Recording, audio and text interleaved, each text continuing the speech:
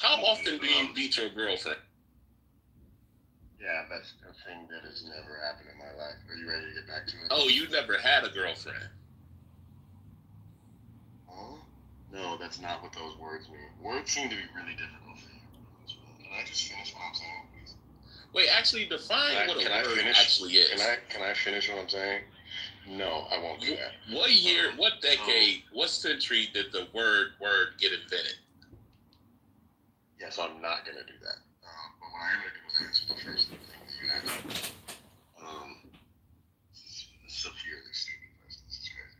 So yeah, I brought up the Department of War because you were positing him as being somebody that is not a warmongering monster.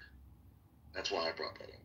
Well, the Department of War can be a deterrent. It doesn't necessarily mean that you're about war. That could be a deterrent.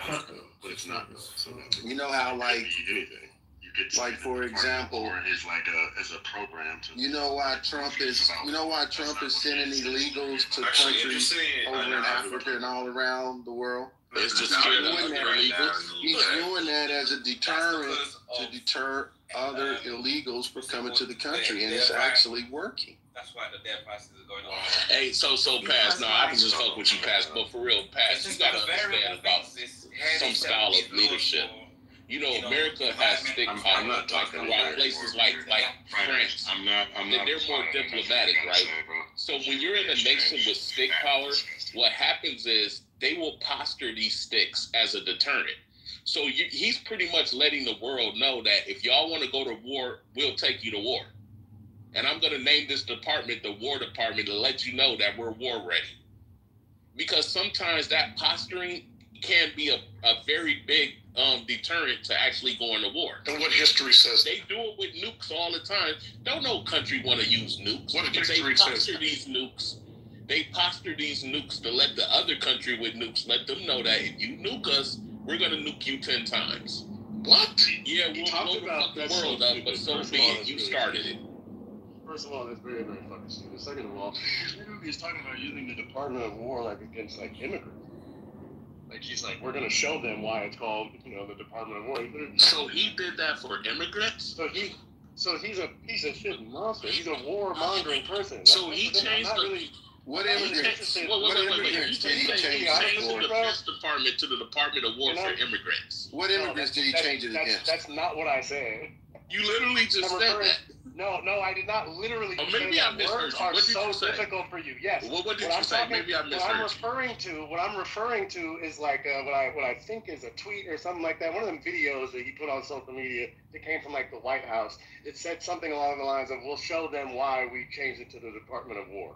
I'm slipping my mind slightly, but that it negates. No, shut up for a second. It negates your. No, shut the fuck up for a second. It completely negates your concept of him being this anti-war person. That's what I'm talking about. Like the whole point. He could have said they changed the War Department or the War Department for the immigrants. No, that is not what I fucking said. That is absolutely not what I said. Why are words so difficult for you? They're extremely difficult. Very basic concepts. I speak so precisely, and I pick my words very carefully. I absolutely did not say what you just said. I didn't even say something that was even close to that. I hope the replays is on so that niggas can see that that's absolutely not what I said.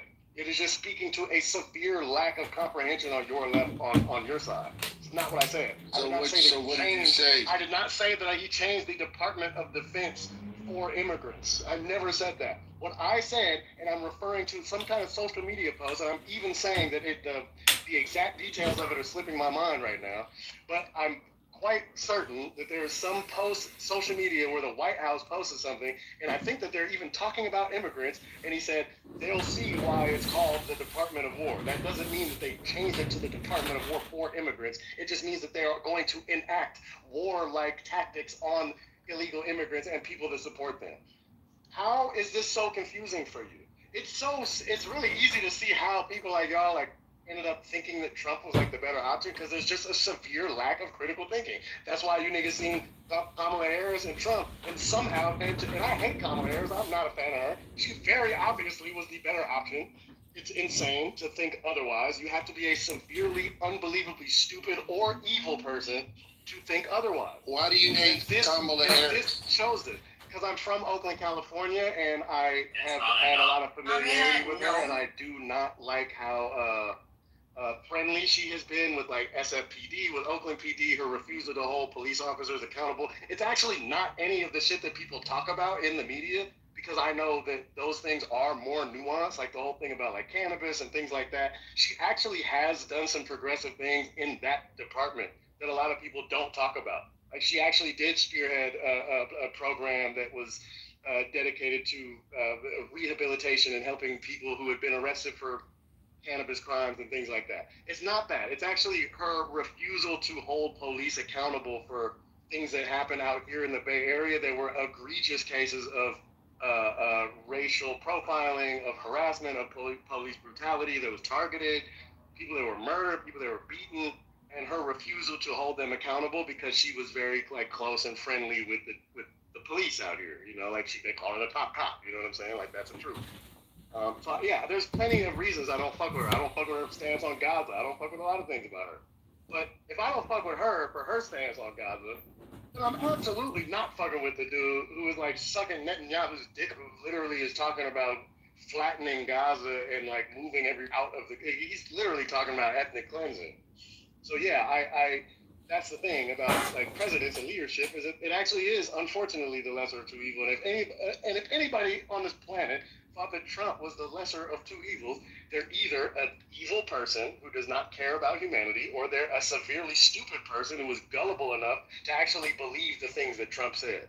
Well, it was only like 80 million Americans, so it wasn't that many. It was like only 80 million. Really 90 million. Yeah, and there's a huge problem with education in this country. Would you agree? You agree that there's a huge problem with education in this country, right?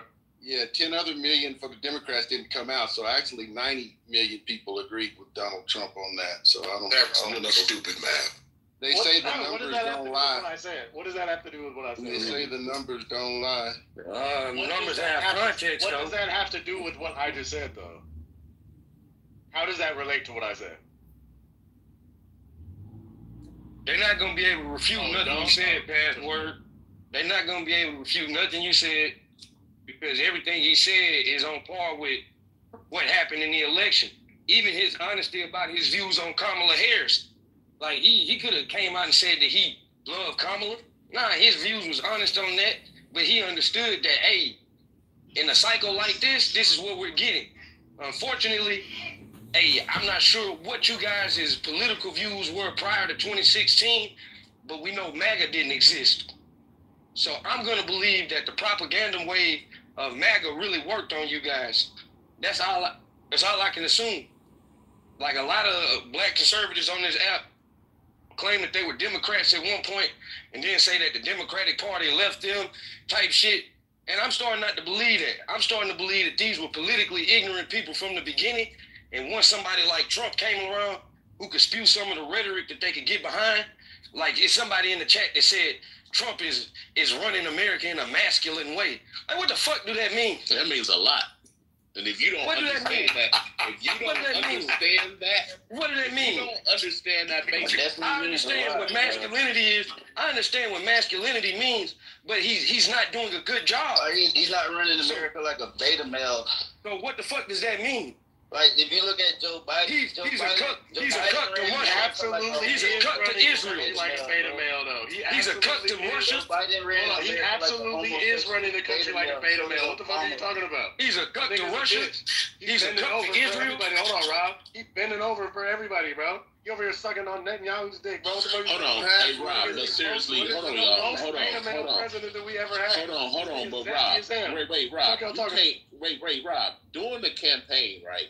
During Kamala Harris and Biden's campaign, I swear to God, bruh, Harris's campaign, I swear to God, bruh, every male that spoke at her rallies, every male that showed up for her was a gay male, bruh. Literally every last one of them, bro. That's just not true, but if that's all you saw, I'm not going to tell you what you saw is wrong. And what's the point? But what? And then what? That's because y'all support it, man. Y'all support that shit. Well, what's the? It ain't got nothing to that do you're with me making? supporting. It ain't got nothing to do with me supporting what two people do in their bed. I don't give a fuck what two people do in their bed. I'm supporting certain policy that affects people like me. That's what I'm supporting. It ain't got nothing to do with supporting the LGBT community. What up, Sam? And for the record, I ain't got no issue with them. They deserve human rights. No, of course. I ain't tripping about that. Yeah, You feel me? But the fact that y'all, here's the thing. Let me say this real quick. Kamala pivoted. This is the crazy thing. Kamala pivoted from the trans conversation. There's an interview that went out in like maybe June, May of 2024, where they asked her about that, and she politicianed the question. Man, it was the Republicans running the motherfucking me ads on Sunday football, making y'all believe that motherfucking transgender, who 1% of the population, who the bulk of us don't even motherfucking see, are somehow about to have our kids, like taking our kids out the bathroom. I'm a father of two girls. And that's a whole nother issue. The fact that that's such a small percentage of the population, but yet seem like they had the largest voice in when it comes What to voice did they have?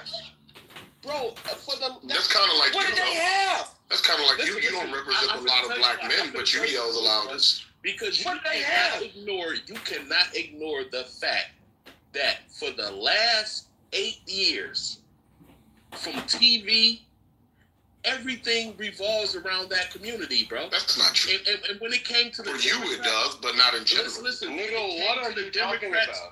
Bro, when it came to the Democrats, you would thought that was just literally the LGBT party. No, that's your perception of it, and that's proper. That's your perception of it, and you can't understand anything beyond that. That's the problem. No, I'm not going to listen because you've been talking. So this is a dialogue as I understood it. So your perception of the party is that, and that's fundamentally your problem.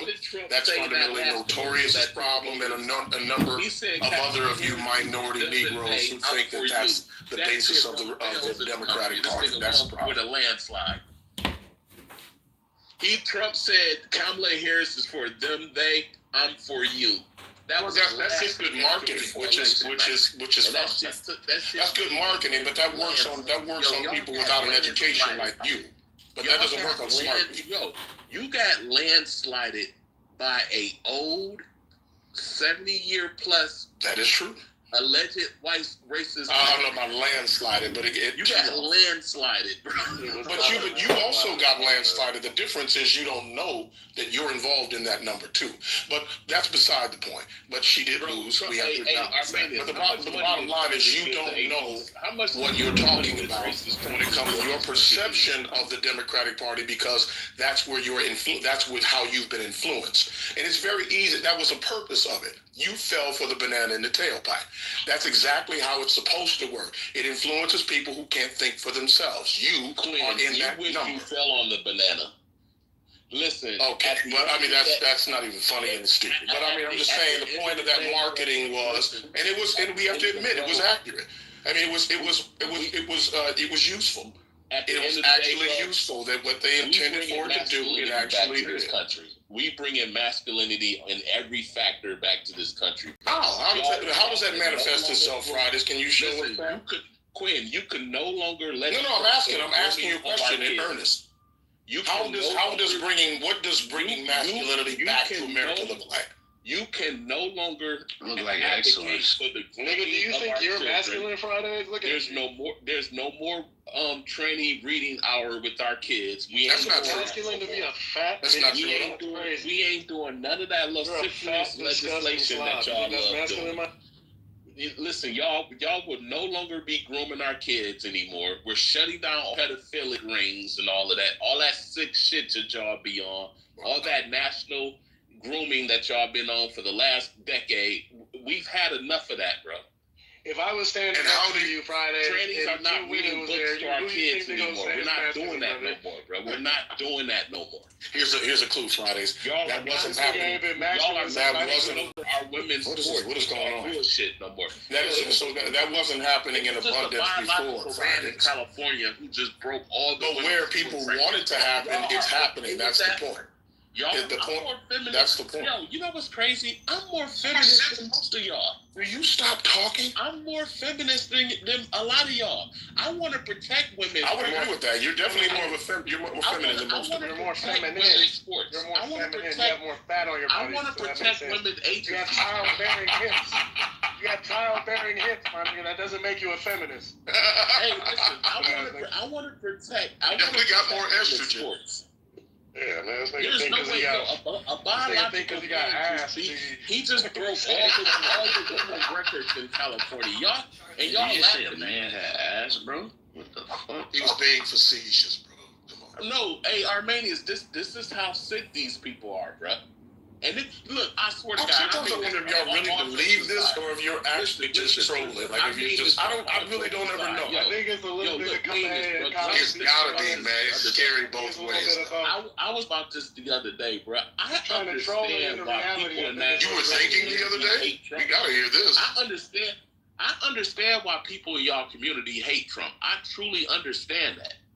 Like in our community, what is our community, Friday? Most of the smoke that Trump has had, as far as gotcha. So you don't answer the question. What is our community? What is our community? Your LGBT community. I understand why y'all hate Who's Trump. LGBT? Neither past nor I are part of the LGBT. Nor Rob. Hey, he has put a lot of pressure. He never finishes. So I get it.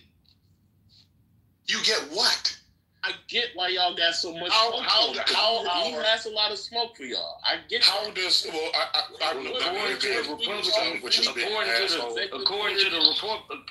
according to the Republican National Convention of Philadelphia, they shut down the goddamn gay website.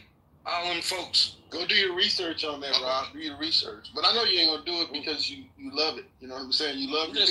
What's the research? Go do your research on it. What's the research? I guarantee you it's not what you think it is. What's the research? I know that there's a lot of closet ass, gay ass white men.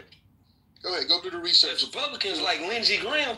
What he's going to tell you, Rob, is that there were some young white kids who intentionally tried to shut it down. That's the story that's been circulating. Notorious doesn't know any better. Probably just fake in general. Probably just a fake story. It's not a fake story. Not a fake story. Post it in the chat, and let's take a look at it. Post it in the chat. You posted it, Big Dog. You don't want to claim that you got the source. You don't want to claim you got the source. And this is real coming from you because you don't support any of your arguments with any. I think you guys are trying to convince yourself. You're not convincing me. We're not trying to. There is no convincing people like you. I don't have to convince myself. You people are the ones who are obsessed with gay people. For y'all not to be punks. For y'all not to be punks. Y'all sure is worried about them all the motherfucking church. We're worried about them a lot. Y'all talk about trans people more than trans people. They have a vision.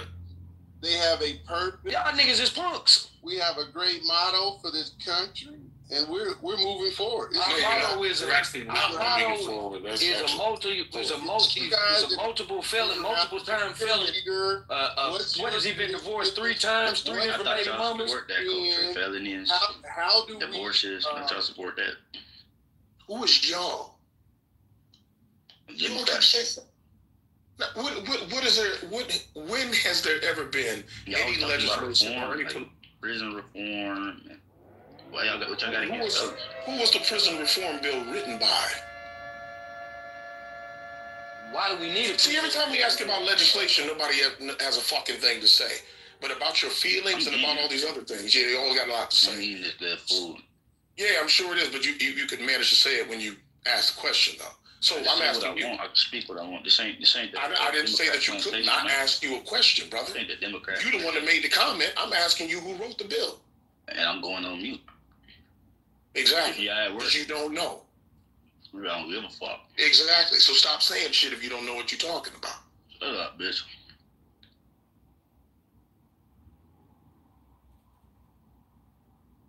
Chill is Michael. Man, they're not gonna be participating in the Olympics with our women. That, like, I'm reading the shit they saying. This motherfucker's crazy, bro.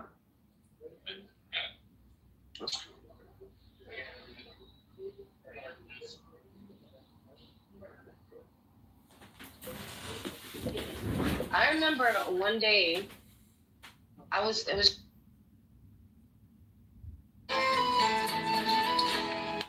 Looks like I got kicked.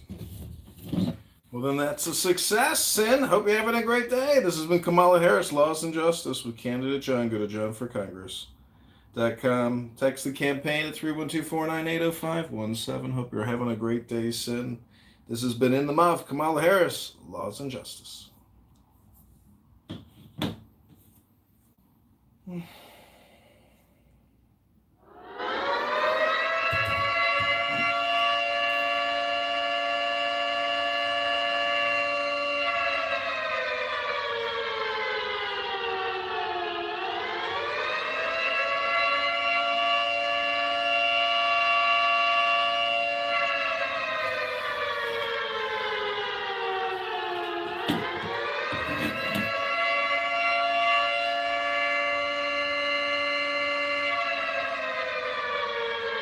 They're fighting because they're defending from something that happened.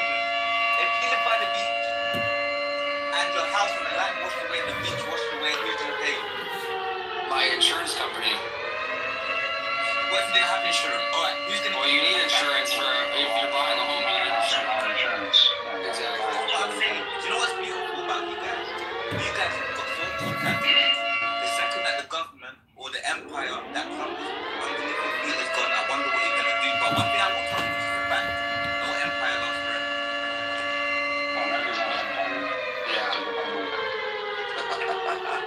Yeah, it sounds like a joke now because you can't believe anything like that could ever happen. But it could happen. COVID Did you ever think you were going to die? Is that your problem? You never thought you were going to die? I didn't, I thought it was gonna live forever because I don't even think that. Bloody hell. God save the Queen! Was I the only one actually thinking that it's actually to live forever? But it's so real. Yeah, when am I gonna be the king? I don't want to be the king when I'm old. I don't want to say it's not Because again, those were minority things that only benefited everybody else but black people. No. So what he did, he restructured it so it only benefited black people. Shout out Donald Trump. Yeah, shout out Trump, man. He be cleaning up, man.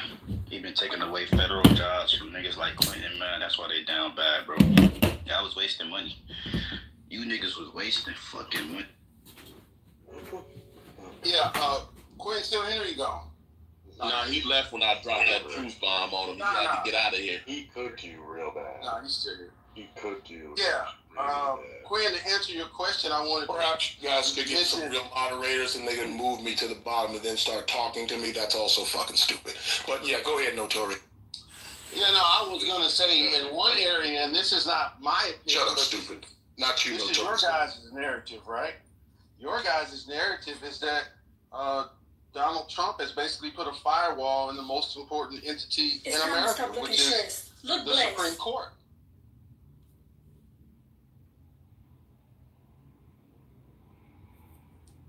These aren't just smart men who make good common sense decisions. No, it's conservative leaning. So hasn't Donald Trump been pretty effective on that in terms of getting what he wanted from the conservatives and changing the narrative in this country? I would argue that Mitch McConnell was actually effective in doing that, and he actually. He would argue that Mitch McConnell was much more effective. The effectiveness of Mitch McConnell. To the actual discussion.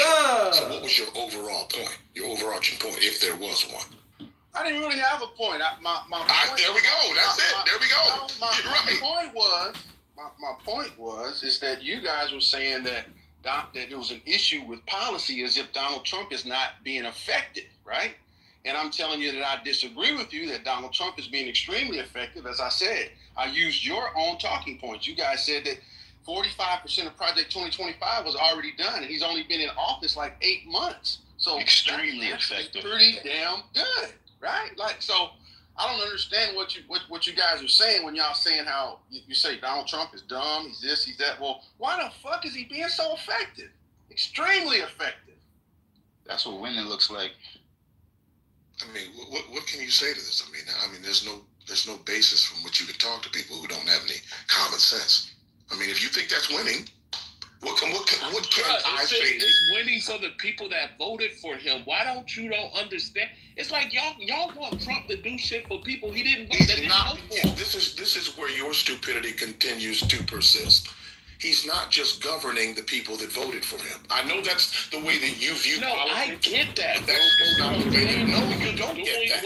Because if the people that he's supposed to govern for the people of the United States. So if you're not governing and the country at large is not winning, then there's a small segment of the population who do manage to actually cheat in order to be able to do that. No, because you're interrupting me.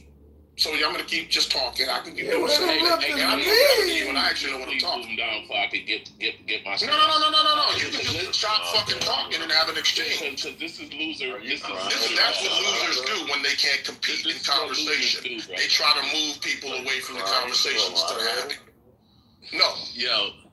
Yo, listen, this is all I'm saying, Quinn. No, I'm not going to listen to you until you actually answer questions. So I'm not going to listen. I'm talking to the room, man. I'm talking to There you go. Notorious. Here's the thing. Here's the real hit. He made campaign promises. What do you expect? He had a campaign mission. He stated these campaign missions. The majority of Americans voted for these campaign missions that he made. Is that good? No. No, I don't know who that is. You just called Good. Hey guys, it's Gooch, my new account.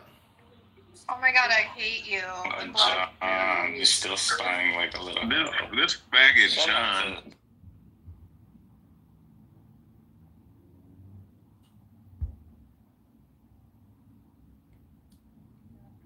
Yeah, John. He's here on He was probably recording us. Oh, he's probably here on Ana. Yeah, shout out to Darren LaHood. Everyone vote Darren LaHood for Congress.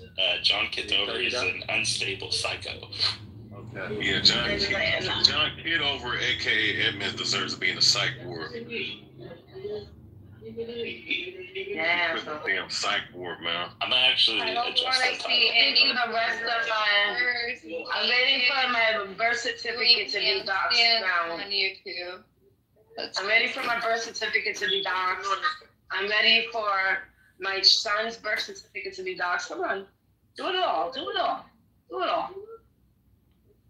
Keep the title. Vote Darren LaHood for Congress, District 6 in Chicago, Illinois. And, John Kitover, he can't even get enough signatures for the ballot. The guy paid people to go collect signatures. He doesn't have the balls to go door to door and collect shit himself. He doesn't want to put in the work.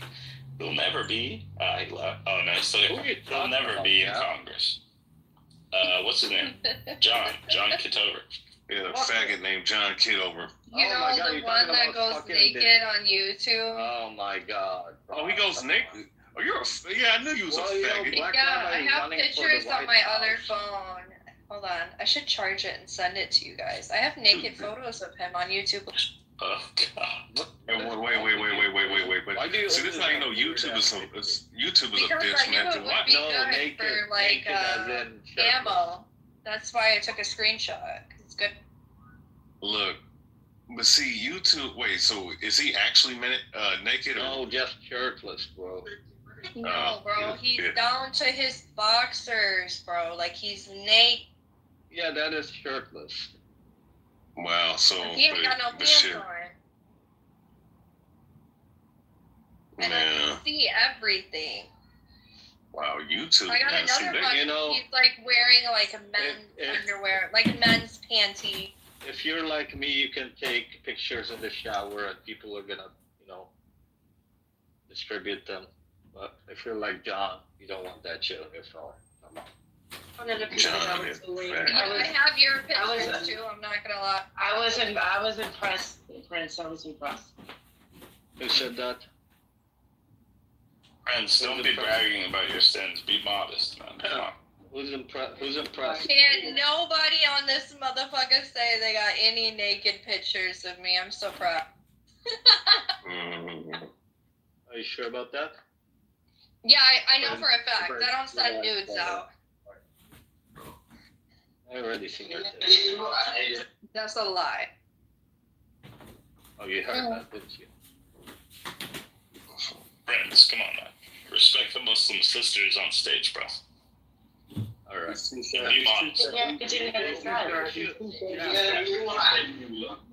Why didn't you tell Wednesday when she said she was impressed?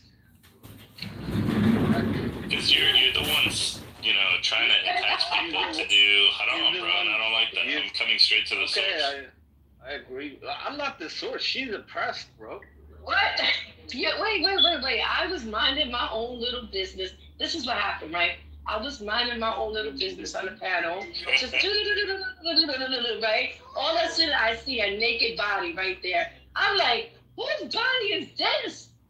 And then it was Prince. I was like, oh, okay, not bad. See? How was I able to lower my gaze when I was staring at my phone? It's crazy. She had her gaze lowered at her phone and then had to lower it even more. Come on, bro. My bad. Okay, I totally forgot to buy food. What? What'd you just Hold on, say? I'm making my mind up if I want to go home or if I want to go to the Arab street.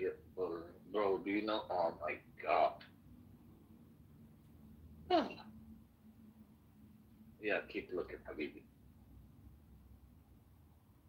Nah, you don't belong in the Arab spaces anymore, bro. Enough of that shit. It's just amazing when Arabs recognize each other across the street. Habibi. You know him or you just know he's an Arab? Bennett. That's like Latino. That's like Latinos, and then we just start dancing and salsa. Bro, Compa. some Saudi girls are walking around the city center with the flag. Wait, so Puerto Ricans have a certain version of salsa, and then you have the Mexicans have a different version? I don't know what the Mexicans dance. No, we don't have no. Oh, salsa and dancing. But Puerto Ricans, we don't eat like tacos and stuff like that. Oh no, I know that. I'm saying I was talking about the salsa dance. You ever been to the Puerto Rican Day Parade? That shit is lit. Absolutely, yeah. The other day, I went there. I was there for it last year, I think in June. And they had the dude with the Spider-Man outfit. And he was just busting moves. That shit was hilarious. Wait, you didn't know who was the Grand Marshal? It was what's his name? Priest from WWE. Oh, no way. Yeah, you know he's Puerto Rican, right? When I ran into the parade, by the way. Talking about him? Yeah, he's Puerto Rican. He grew up in the Bronx. Right. Bronx. Oh, he grew up in the Bronx, man. Shit. Yeah, he grew up in the Bronx. And I bet you don't even know that he's literally in his 40s. He looks pretty good though. Yeah, he is. Shout out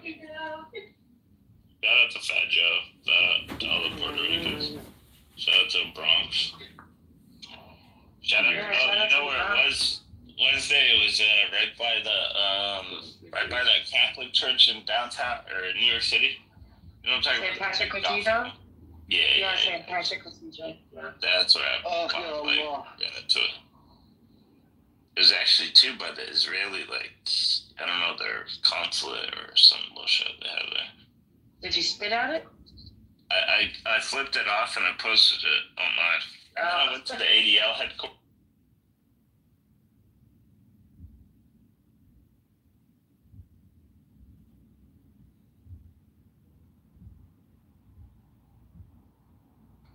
Yeah, let me just go ahead and do that. Hold on real quick. Let me go ahead and fund you. We got TUF. What you talking about?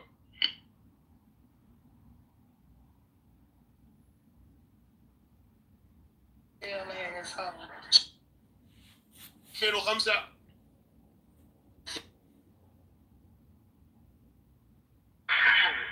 مين خود شد شو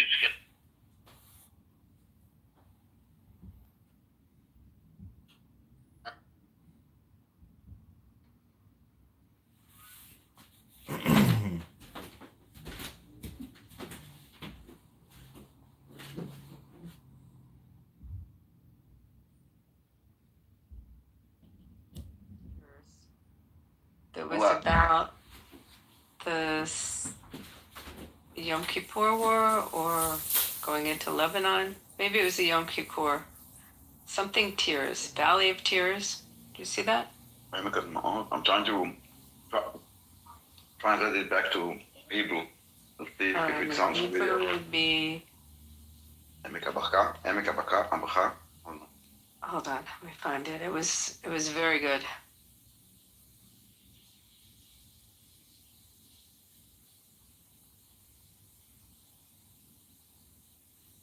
Who did it? Khan?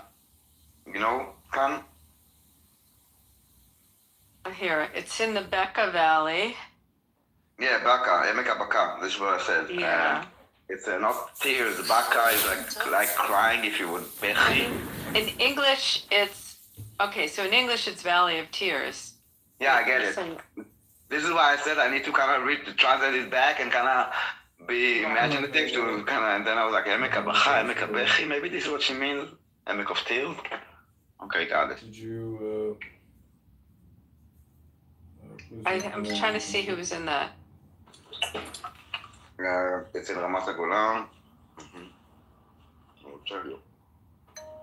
תודה. תודה רבה.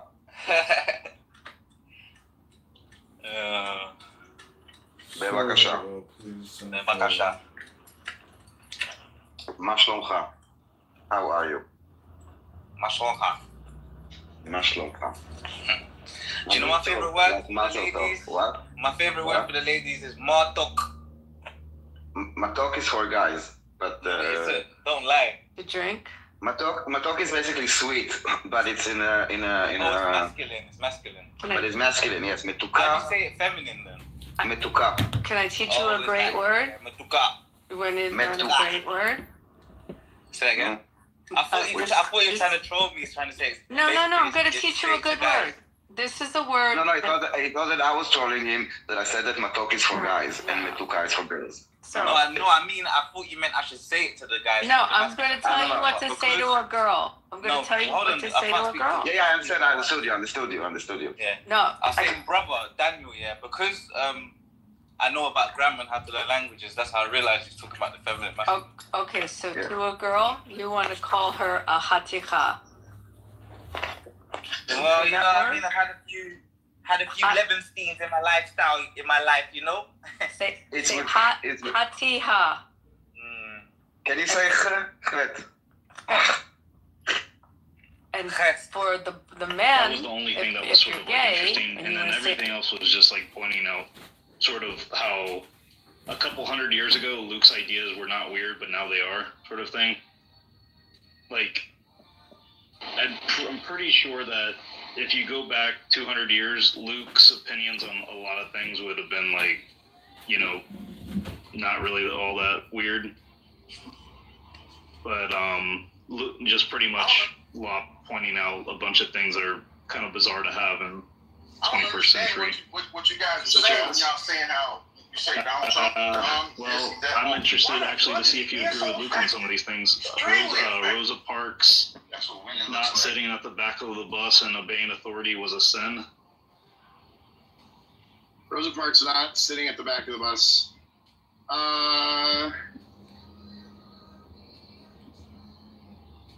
Was it a sin? I guess I have a very different opinion on that. Than it was a sin.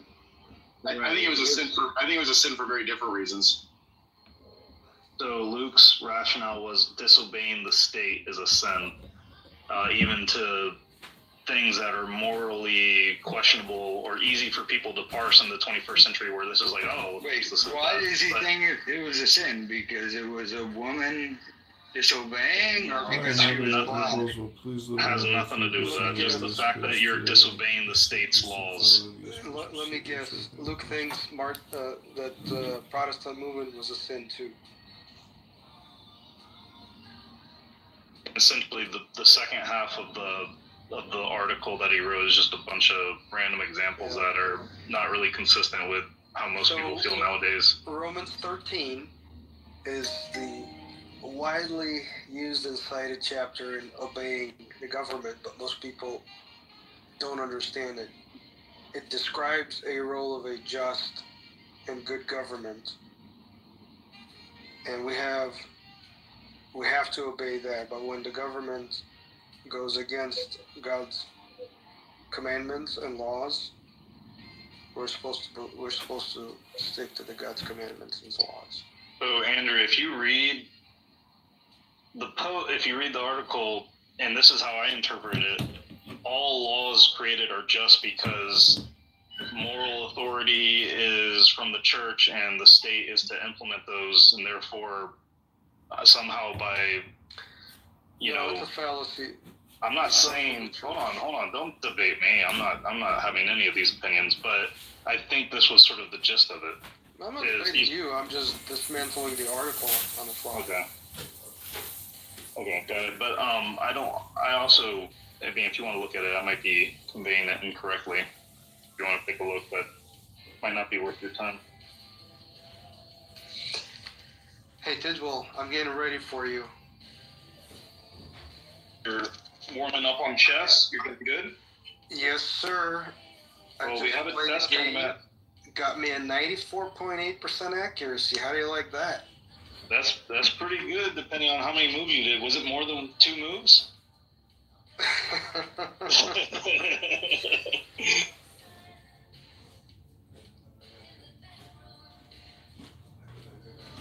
When you do chess.com and you do the review and it says like, well, you played as if you had this rating. I love that stuff.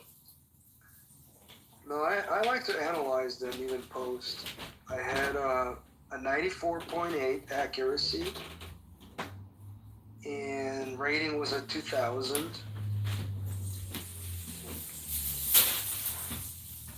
And the reason for that Andrew? is just, yeah.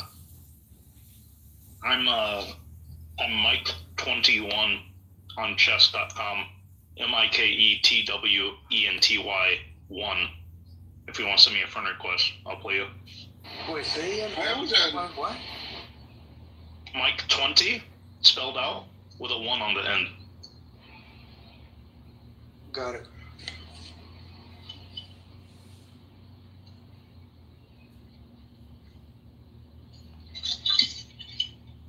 I was having so much trouble with chess. Me too. Intellectually.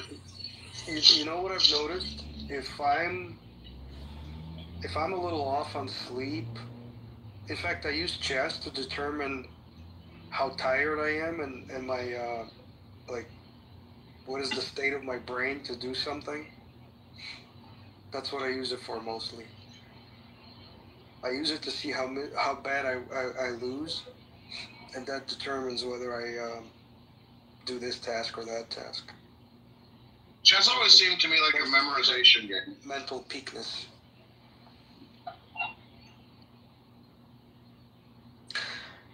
Openings are middle game. I think there's a lot of recognition for middle game. You want to hear something funny, John said? There's a guy named Magnus Carlsen who plays in blitz tournaments, and he will purposely make the most crazy, stupid moves at the very beginning just to get people off memorization paths. And that's like one of his strategies is he'll just do like some batshit crazy like 2-year-old moves, or he'll just like move his king out, just like move it, like just do weird shit, and then cloud. Yeah, bomb cloud. Yeah, he'll do all sorts of weird shit that like no one does, and then everyone's just thrown off their game because like everyone memorizes the first like 6 or 7 moves of like every opening, and then it's like this just totally throws them off. Well, see, what I know about you, Tidwell, is that you memorize the most esoteric lines that people don't expect either, and then you get them that way. I love getting someone. I love getting someone in like a really weird situation where I have like 50 moves memorized, and I just get the dopamine hit.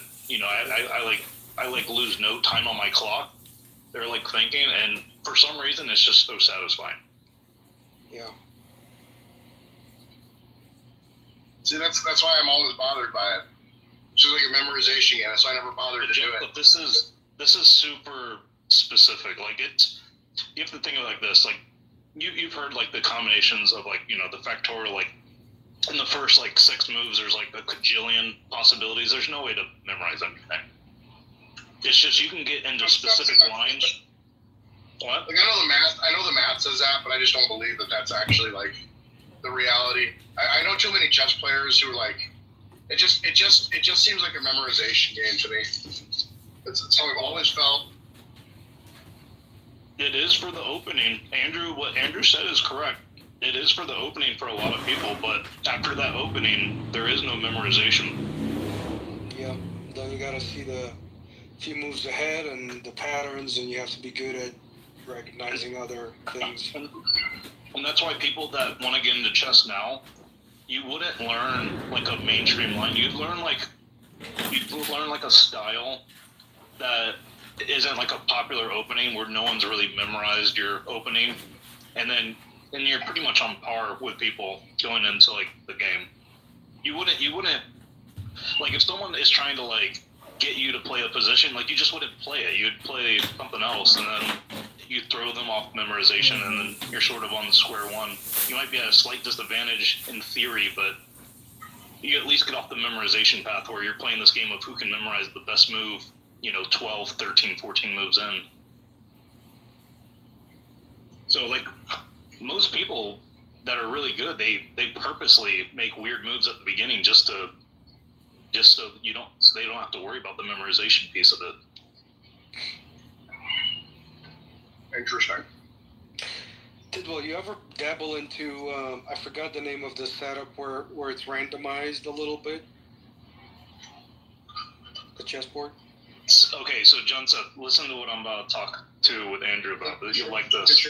So this is called Fisher 720 or Oh yes, yeah.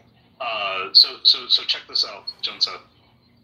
You start the game, and it gives a random setup. So all the pawns are still in the front, but all the back rank pieces, there's 720 combinations of valid setup, and it's a brand new game with no theory, no books, no nothing on the setup. And this has become a popular format just to pretty much address the concern that you just brought up, John Seth, which was, oh, you're just going to fucking beat me because you have 15 moves memorized. This pretty much gives 720 unique starting positions, and you don't know what the position is until the start of the game. Understood. Do you know why my concern is met with that specific setup? Do you know? Yeah, because these people are gonna fucking memorize, and you're gonna be at a huge disadvantage. No, it's because Bobby Fischer himself agreed that the game was just a memorization game. Oh yeah, no, 100% though. Like, yeah, Fischer was trying to address that. Yeah, no, you're totally right. But also, that only for the opening. Still, he was trying to get rid of the opening memorization, like piece of chess. Right, like chess is like classically broken up into 3 parts, and you can memorize some end-game positional stuff, and you can memorize some opening stuff. Is Fischer 720 actually gaining popularity? So it's interesting because there's tournaments and stuff, but the most popular formats now are going to be blitz and bullet games where you have very low time on the clock, and you don't have time to like think for like minutes and minutes and minutes per move. Those seem to be like the more like popular things that are going on right now. And the 720 tournaments are interesting because the thing I'm thinking is like, well, how do you like how does the committee pick the position? And they pick a position at random with a random generator. But you know what's funny is like no one's allowed to know the position, because if you do, you could study the position before the game. Right, each round of the game, you would know the position. So there's potential there where if you somehow sabotage the random generator, or you knew what they were going to do, you could study the positions ahead of time. That's kind of like an interesting attack vector at these tournaments, which I don't know if that's been a problem. We should do this and generate it with blockchain. Hey, right. Like the entropy from the last block. Right, the last block's hatch. Well, no, it has to be the next block. You can't start a game until the next block. Oh, that's funny. And then the next block happens, and then it tells you the position, and then you start the game. Yeah, exactly. Yeah, that'd be great. Yeah, it's like everyone's just waiting for the next block. It's like a 50-minute block. Everyone's just like intently just staring at each other, waiting. Yo, Tidwell, do you ever play the games on lichess.org? Chess? L-I? L-I-C, yeah. Yeah, Lee Chess, yeah, that's another good one. But, hey, Andrew, were you going to send me a friend request on chess.com? Oh, I'll do that a little bit later. Oh, okay. He's thinking about it, Michael. He doesn't like you, so. Yo, I didn't realize he didn't like me until just now. I just fucking found out about it. I'm about to leave this chat room. Don't be so sensitive. I'm leaving. Hey, Tidwell. Dave the other day asked how many hours of playing would it take for him to get as good as you. I want to know your answer on how many hours that would take. Probably a year of dedication, maybe like 8 months, 6 months, if you really. How many hours a day? How many hours? Would be like a full-time job maybe for like 6 months. 8 hours a day, 6 months. What if he joins one of those like children's chess 40 clubs? hours. Maybe 20 hours a week for 6 months. 20 hours a week for 6 months, you could get better than me. That's what it would take. 20 hours a week, 6 months. If you're coming from zero. So roughly 500 hours. 520 hours, yeah. Yeah, 520 hours of diligent, like trying to get better, not just like fucking around. Fucking around, it would be like 10,000 plus hours. You'd have to like use those fuck bad hours. I tried to tell him. Actually, be getting good, like. And it's really hard to like want to play chess and like push yourself. It's easy to like play chess and fuck around, which is pretty much what I do. Well, that's why I've been going on Lee Chess and doing like the next moves just over and over to try to work on that. I feel like that is better than just playing a game. I don't. Yeah, I mean they're both good. I mean playing a game and doing those puzzles are gonna help, but it's really just like, so the thing where it would be like 1,000 hours is if you study in-game positions, which I don't have memorized, and or I don't have like I don't know like the techniques that are like that could like just dominate. Like for instance, if you have like a bishop and a knight and a king versus a king, like knowing how to mate in the fastest pattern or even how to mate is like very complicated. It's like one of the most complicated mates that you can do if you just have a bishop and a knight versus just a king by himself. That's like a very complicated mate, and a lot of people can't do it. It's really easy to mate if you're good looking. Yeah, that's true. I've learned from John. Yeah, it's easy to wait. Mate, white or black? John said. Which one?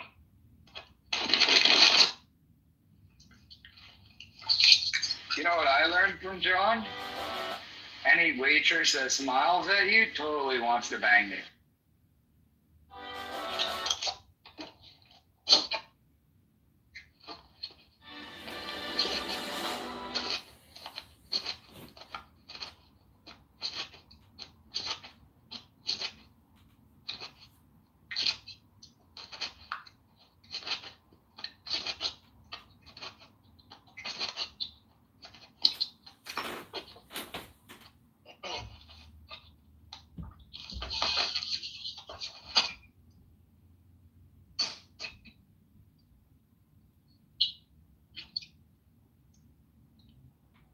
Wonderful. Major connection.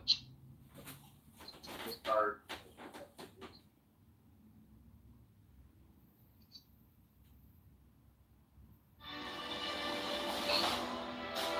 Sean Connolly, he does designs for stuff. And let's see.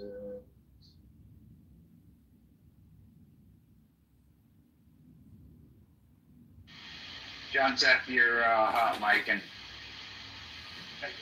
anyway. Thank you. Yeah.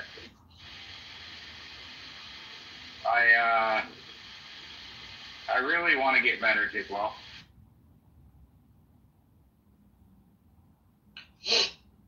Well, if you really want to get better, you can hire a chess coach, and then that will fucking expedite your learning like crazy. But I mean, that's kind of weird now with all this like online training shit. I don't want to do online. Well, then there's probably a chess club in your town that you can go to. I mean, they'll probably meet like weekly or bi-weekly. They'll have like little hangouts and shit. All right, I just Googled or ChatGPT'd. If you do 450 hours, you're likely to get to at least 1,400. If you do 600 to 900 hours, you're likely to get to 1,600. 1,000 to 1,600 hours is 1,800. 3,000 hours, 2,000. 4,000 hours, 2,100. 7,000 hours, 2,200. 9,000 hours, 2,300. 12,000 hours, 2,400, and 18,000 hours, 2,500 usually cannot be achieved. Yeah, but well, there's a component missing here. Like some people, You have to stay motivated that whole time. You interpose like certain brains or how your brain's wired. Spending that number of hours ain't gonna get you to that rating. Well, with enough motivational energy, my theory is you can rewire your brain just to do about anything within, I mean, there's limitations obviously, but I don't know if, I think the biggest thing is if you don't necessarily have the brain for it, then it just becomes harder, but you can still do it. It just isn't going to be easy to stay motivated for fucking 10,000 hours. Because staying motivated to constantly be getting better is a different sort of thing than just playing for 10,000 hours. You know what I mean? Yeah, I mean, maybe, and you can certainly do things to help rewire the brain. That's true. You can see that from injuries, right? You learn and stuff, obviously. But I think, I don't know, if you lack strategy or like multiple orders thinking capacity or capability, there's no way you're gonna spend 700 or 800 and hit that rating. And maybe even if you double it, I seriously doubt that. It depends on if you're making progress. Like if you're putting in hours and you're not making progress, then you kind of are understanding your logarithmic curve off of your potential. Yeah, so I guess you'll find that out sort of like early. Like if you put in, let's say you sink in 1,000 hours and you're not making the progress that other people are making, that might be an indicator that your top is, going to be a lower range. You're right. Exactly. But I think everyone tops out somewhere, and then it's marginal. Right. But what's kind of weird is there hasn't been a woman that has risen to the ranks of the top tier chess players in the world. And you would have thought that there would have been at least a few anomalies where there's been a few women that have gotten all the way to the top, like in terms of like rankings and FIDE rankings and stuff. So there is something to be said about like genetics or brain composition or just who we are as humans and stuff with some of this crap. You know what I mean? Oh, Joseph is missing for this analysis. Yeah, unless you're watching Netflix, Kimberly and the Queen's Gambit. In that case, women are fucking dominant. By the way, I really like that Netflix show.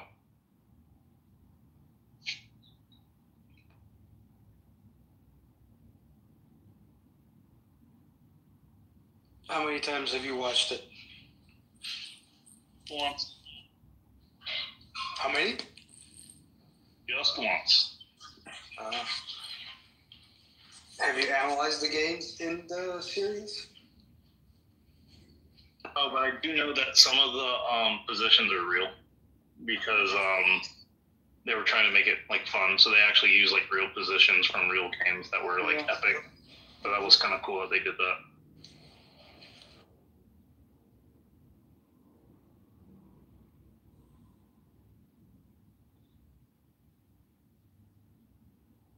Now ChatGPT will tell me why a woman's never been ranked in the top like 100 or top 50 or whatever. Let's see. Oh, I might be wrong. 2735, 2000. Oh, look at this. Judith Holgar, 2735. That's really high. Strongest rated lady ever.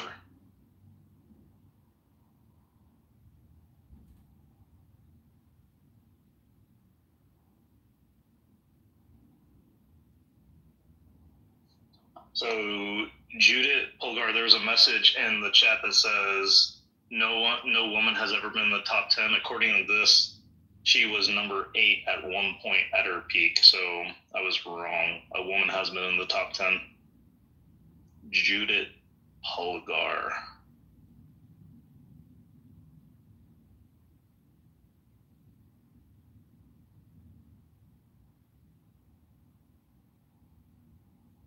Judith Polgar is a Hungarian chess grandmaster, strongest female ever of all time. There you go. Oh, also, you know, it's funny. I think this is the same lady who beat Gary Kasparov in a game, and Gary Kasparov was like famous of saying that a woman would never be able to beat him or something, and maybe he like also alluded like at his prime he would never be able to be beaten by a woman. And then this lady, many years later, beats him, and it was like a lot of like feminists and a lot of like, you know, chess players were like laughing about this. I remember that happened a few years back. And also like Gary's like super out of his prime, so yeah.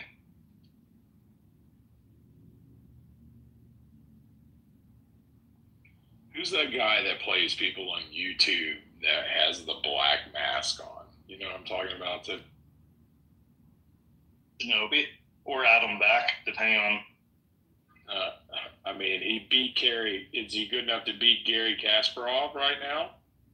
I don't know who you're talking about, dude. I don't know this black mask.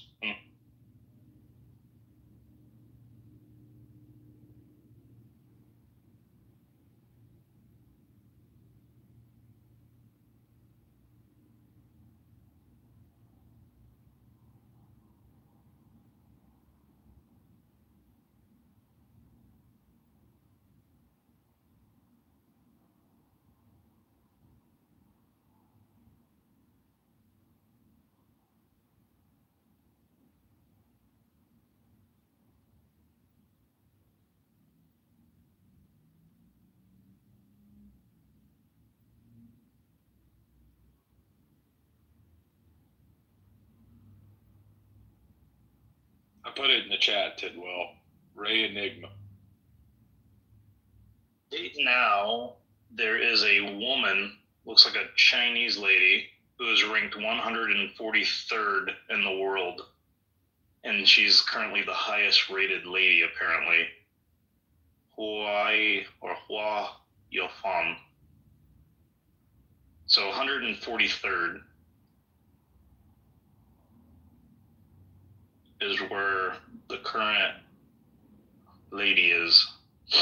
I don't think chess has this idea of transgender woman stuff that other sports have.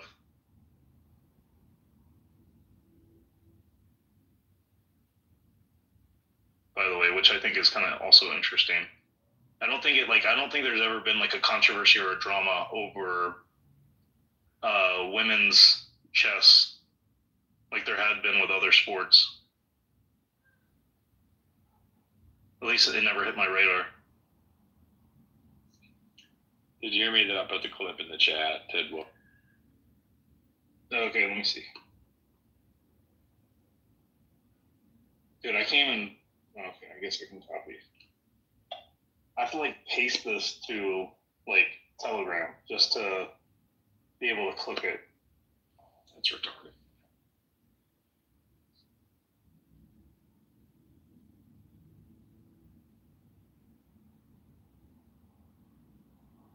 Bro, what the fuck is this, dude?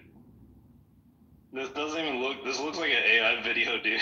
This doesn't even look real. No, it is. That's a real guy. You can watch the full video on YouTube. Well, I don't know what the fuck I'm watching. What the fuck is this? Gary Kasparov. No, I know that, but what the fuck is this incognito guy. This doesn't even look like a real thing.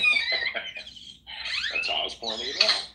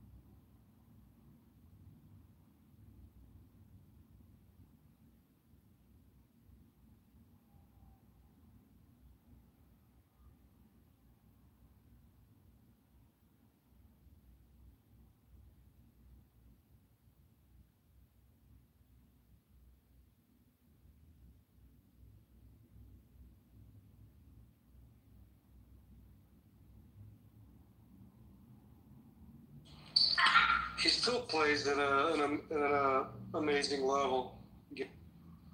But Ray Enigma is a Spanish chess player, and no one knows who he is.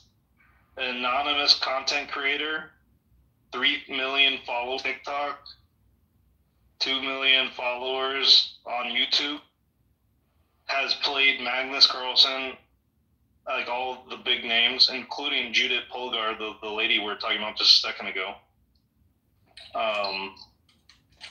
Unknown identity. And then he wears this fucking checkered flag face covering. This is like the silliest fucking thing. I like, how did I not know about this guy? he's got to be one of the known names that just does it, right? Can't be somebody unknown. There's a lot of people that are really good. Like there's a lot of people that are like in the 2,600 range that like could maybe be like incognito, but like when you get to like the 2,700 plus, like you're pretty much like people like that's like a thing where like. I mean, if you're gonna play in a tournament, you're gonna be known. Right. What I'm saying is there's a lot of people around the 2,600 range that like there'd be enough quote unquote Spanish players around that level to not dox yourself. What I'm trying to say is like if he was really good, he'd probably like did well. What? How is that number derived? Like it's kind of like a credit score, and you just kind of make it up. So if you beat someone with a higher elo than you, you get a higher number. If you lose to someone with a lower number than you, you lose even more. If you lose to someone with a much higher elo than you lose very little. It's just like it's just the ranking, it's the arbitrary ranking system. And each, FIDE has their own database and calculation methods. It also, if you haven't played chess in a very long time, you go back into more of a provisional state where every game you play has a multiplier sort of idea to get you closer to maybe what you would actually be at. It's arbitrary shit. It's just a way of like knowing where you're at compared to other people in terms of your overall strength of your playability.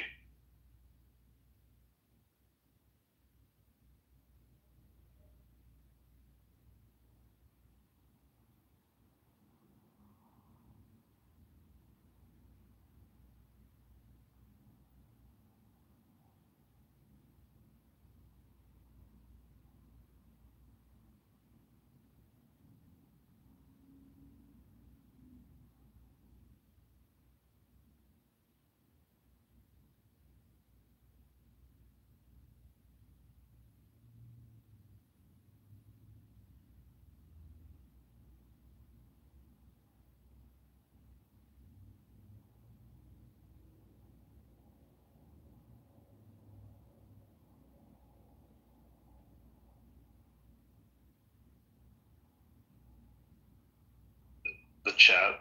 I don't know if this is supposed to be a joke or not, but it made me look up the highest rated Nigerian player.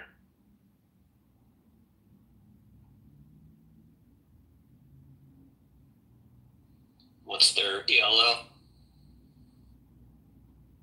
highest rated ELO, according to ChatGPT, is 2363, and that was in February 2016.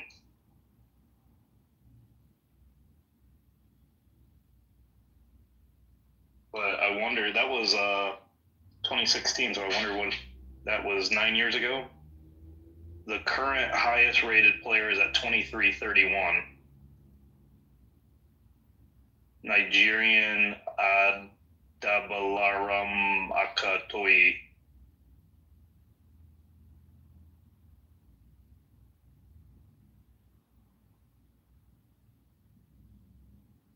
If the highest rated player is a FM, that means they have no international or grandmasters, I assume is what that means. So I guess there's probably like a lot of countries that have like no IMs or GMs.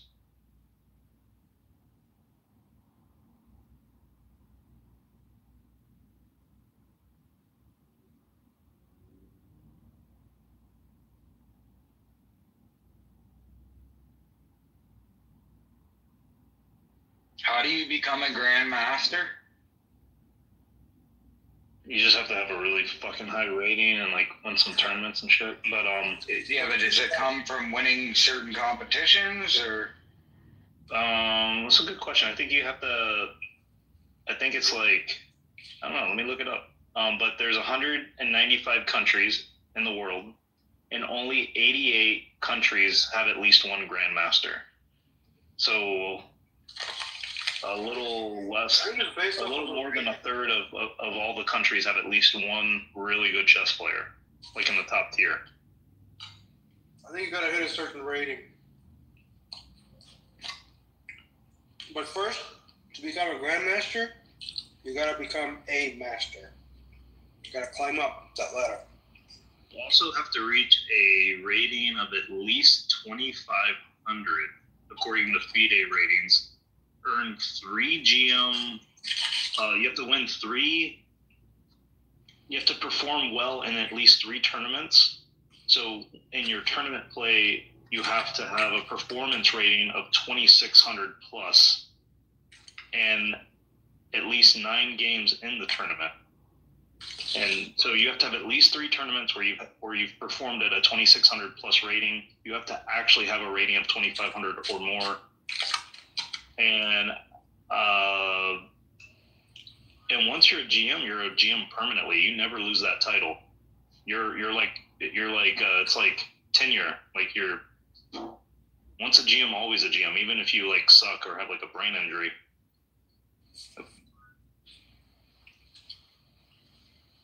So does that answer your question? How many?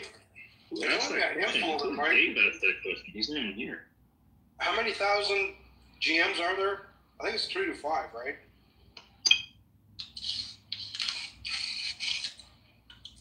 How many like FIDE GMs are there? There's 1,700 and 72, and 41 are women. So out of 1,772, 41 of those are women. There's also 41 women who are GMs. So there's a total 1,813 total GMs currently. That's less than billionaires in the world. That's a club. And you have to also remember, you don't lose that title. That means like, I wonder if that means currently alive people or not. Like I want to.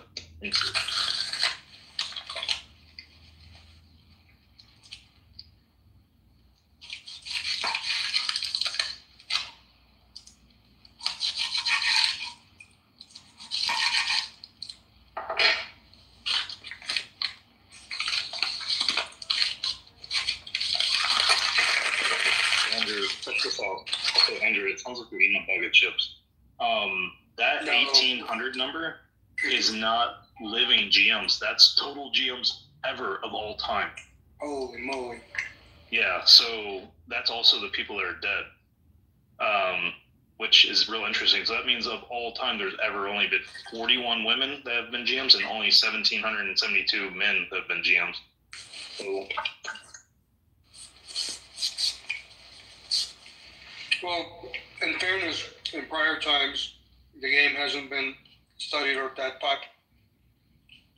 And also, Who's they didn't voted get as his score? to be GMs by these criteria. It didn't exist before, so some never got it because they couldn't. Sure. Good. But What's voted? regardless, this is a remarkably low number.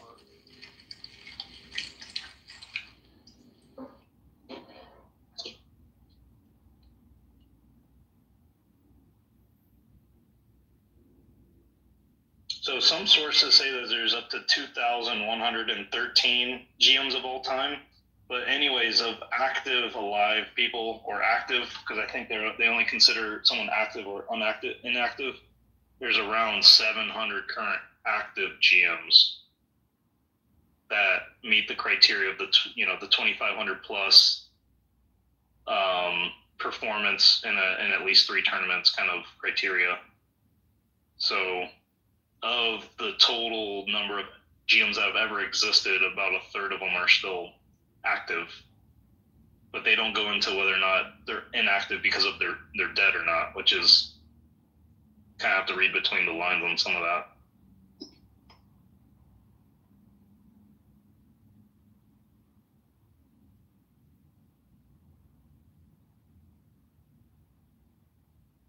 Going back to what you're saying, Andrew, I mean, there's probably a damn good chance that only about 10% or less of us, even if we wanted to put in all the hours, would even be able to reach, those really high levels. You know what I mean? Yeah. What I remember from high school days is if you were there at 2000 level, you were a unicorn. I never met. You're still a unicorn at 2000 at pretty much any normal chess event. Yeah. I just never remember seeing people study all 4 years and advance to that level. And this is a young brain, can absorb, learn, and everything, right? I just don't remember people migrating into 2000s in high school.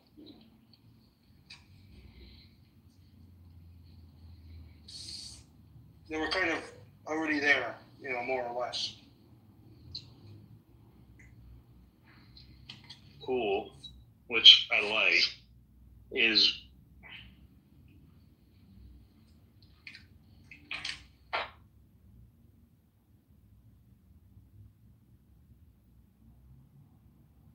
so one thing I kind of like is for a grandmaster, a GM, women and men have to compete by the same rule base for GM. So there's no hey, handicap, you have to have a lower rating or whatever, but they do have something called a WGM, which does have a lower rating, but a woman can get a GM title as well. So they I think this is probably a fair way of doing it, where it's if you want an actual, they don't just call it a GM, they call it a WGM, they make it specific. So they make it where GM is gender neutral. And then if you have the lower ranking requirements, they call it a WGM. But then there's women that get the actual GM status, which they differentiate on, which I think that's probably the right way of doing it.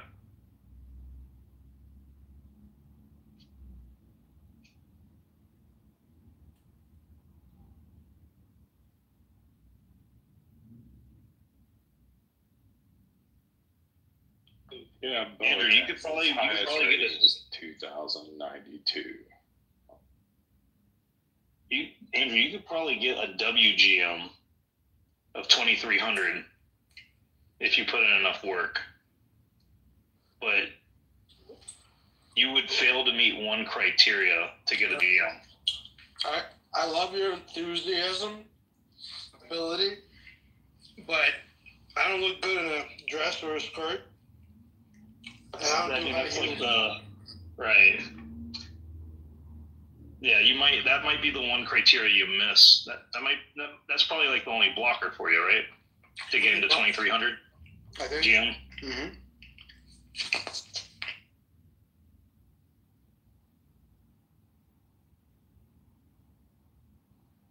Are you guys talking about becoming trans chess players? That's what he's telling me to do. I was making the observation that chess never hit my radar that chess dealt with any sort of trans drama like other sports. But there are different rankings for men and women. So if you want a GM, it's race neutral. You don't ever there isn't specific criteria for a GM. And I think that really helps because there's also women that have reached the GM status. There's not many, but there's some, right? And I think that really helps with like this sort of thing. And there's also a WGM, but they never call that a GM. That's always a WGM, like a women's grandmaster. But the women that are actually good still get like the actual top rank GM stuff. So how many female GMs are there? Oh, I'm glad you asked. I have this all queued up for you. Ready? Yeah, hit me. So one thing that's interesting is GMs are measured like it's lifetime. It's not like how many are currently alive. It's like ever and active. So there's ever only been roughly 2,000 GMs ever in like all of history. And of that, 41 have been women. That sounds about right. And of those women, one reached the top 10. She was number 8 in the world, Judith Polgar, Hungarian. And the next rated highest lady ever got to position 143, just to give you sort of a distribution. So Judith was an extreme outlier. So not only was she a woman that got to the top 10, but like the next lady up like wasn't even in the conversation. You know what I mean? What is it about the female brain that makes it less good at chess? Well, I'm glad you asked that.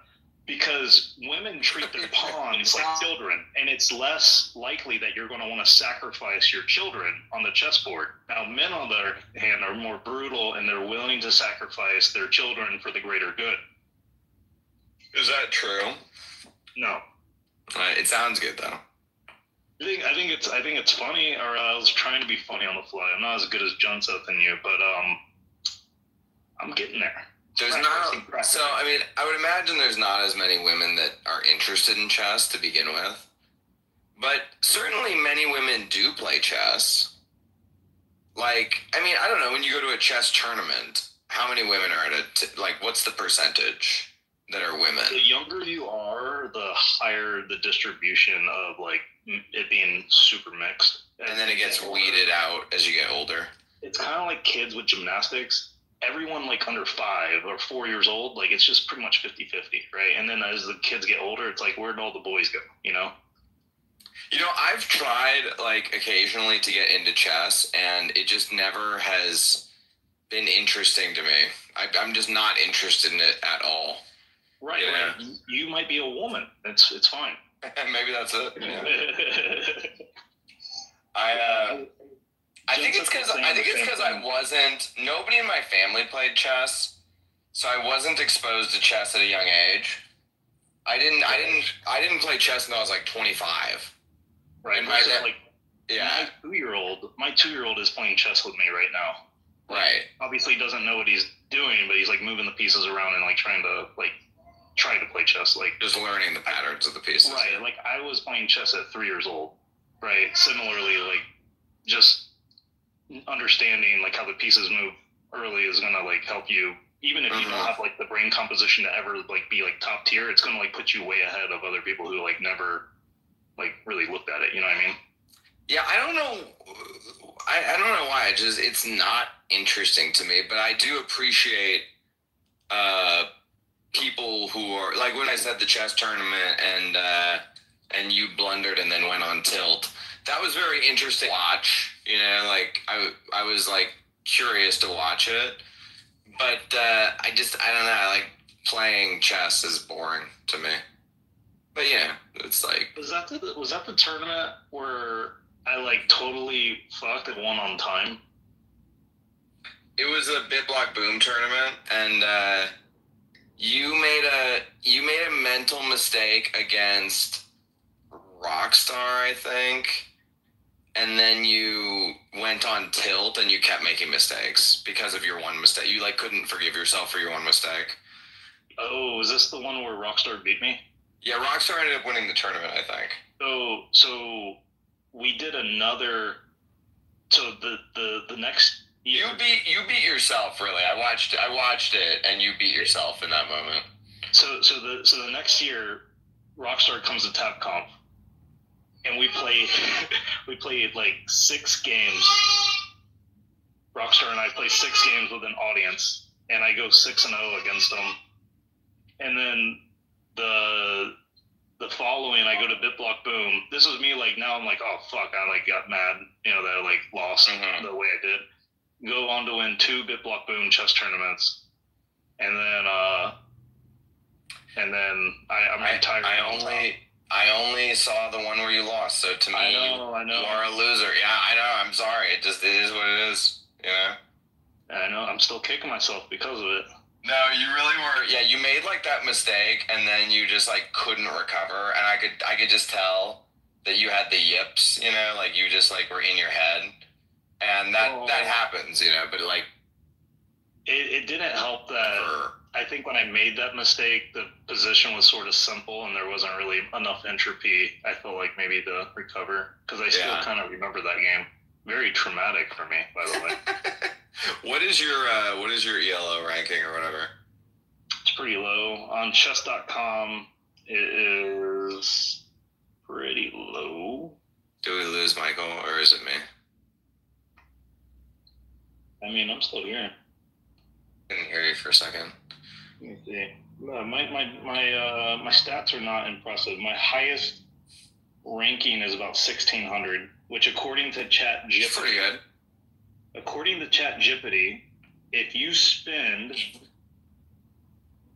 600 hours actually trying to get good at chess, you should be able to reach the level of 1,600. If you spend 600 hours trying to get good at chess and like having like a study plan and wait, hold on, intense study, regular coaching, and serious play. In 600 hours, you too can be this good. Okay, so I just need to put in 10 hours a day for 2 months, and then I'll be as good as you are. If that's I mean, get a coach, regular coaching, serious play, intense study. Yes. I'm gonna do that, and then just show up at BitBlock Boom or TapComp and just destroy you. Yeah. That'd be so funny. It's like so unexpected. It's like, Homo, what are you doing here? Yeah, I just got good at chess, bro. What's up? Oh, I'm good at chess. Yeah. Like, how'd you make it to the final round? Like, what happened? I like strategy and stuff, but I just, I don't know. Chess just ain't my thing, dog. Did you ever meet Ella? She was the captain of the Harvard chess team. She's a Bitcoiner. She used to be on this app, but she hasn't been on the app for a while. Dude, if she was on a college chess team, she's probably way better than me. Captain of the Harvard team. I know, she's probably... I'm guessing she was like in the 2000s. I think she had a 2000 something. I can't remember what it was, but it was a 2000 something. And she was, there was a time in here, Michael, when she played like 6 people like at once and defeated everybody like in 5 minutes, you know? It was like, and all 6 people were like pretty decent chess players. It's so crazy, like how... Very smart. She went to work for a hedge fund. If someone's rated like 2,000 and someone's rated like 2,100, the difference there is so immense. Like it's so kind of like what is like a Magnus Carlsen? What's his rating? Like 28 something, 2,900 something. So it's like really up there. Is anyone at 3,000? Well, I mean, Magnus at one point was 3,000, but these ratings, when there's only like a few people over 2,800, these ratings don't really mean a whole lot. It's just really relative to like, because if you're at, let's say you're at 2,900 and the next rated person is 2,700, who are you going to play to up your rating? You know what I mean? You can only lose. You need to like have other people get good so you can like boost yourself up. So it's like kind of inflation resistant, if that makes sense. So there's it seems like Magnus is on the downslope in his career. Is that right? Like I said, like these numbers get inflated and deflated naturally as. Oh, not about his number, but more like he was so dominant, nobody could beat him, and now people are starting to beat him. No, he's super dominant still. Didn't the Indian guy beat him? Yeah, but I mean, when you play a fucking 100 games, you're gonna lose a few here and there, and those are gonna make big news. Yeah. Like he's still super dominant. Is he the best? Is he the best chess player that ever lived? Well, this is a good question because he lived in the age of computer engine learning, and Bobby Fischer didn't, right? So it's what about like Gary Kasparov too? Well, I mean, Bobby Fischer was arguably better than Gary, but better than also Kasparov. This is right. I mean, arguably speaking, Bobby Fischer was the best player ever without computers, and Magnus Carlsen was the best player. Period. Granted, tool set and stuff has evolved, right? Like if you were able to have an engine immediately tell you what the best move is, and then you can understand why, that's a different thing than not actually knowing and then assuming things and then realizing 10 years later, oh, this was bad, versus an engine telling you that in like 1 second, Yeah, totally. Bobby Fischer kind of went crazy too at some point, didn't he? He kind of became. I think he started running Bitcoin knots. He became like anti-Semitic. He became he moved to Iceland and started ranting about the Jews and stuff. Yeah, and then he was ahead of his time. The quality of his play went down like significantly. Yeah. Like he went Kanye before it was cool. He was the best American chess player ever, right? Like there's never been a better American. No. There's this guy named Hakuro. That is American, who is considered to be the best of all time, pretty much. Oh, really? He's better than Fischer? He's been like a top 3 player for like a decade. He's like a Asian American. If you're talking about a real American, I actually enjoy watching the battle of the minds that is a chess match, like a high level chess match. It's actually kind of interesting as a spectator sport, But like, it's as fun as watching paint dry. I think it's interesting if there's good commentary over top of it, where the announcers are explaining what's happening, then it's very interesting, Because I don't know chess, so like I need it explained to me, like, oh, he went with the English opening, and that was a mistake, whatever. I need all that shit. I can't believe he would have done a pawn sacrifice here. I don't know any Chester.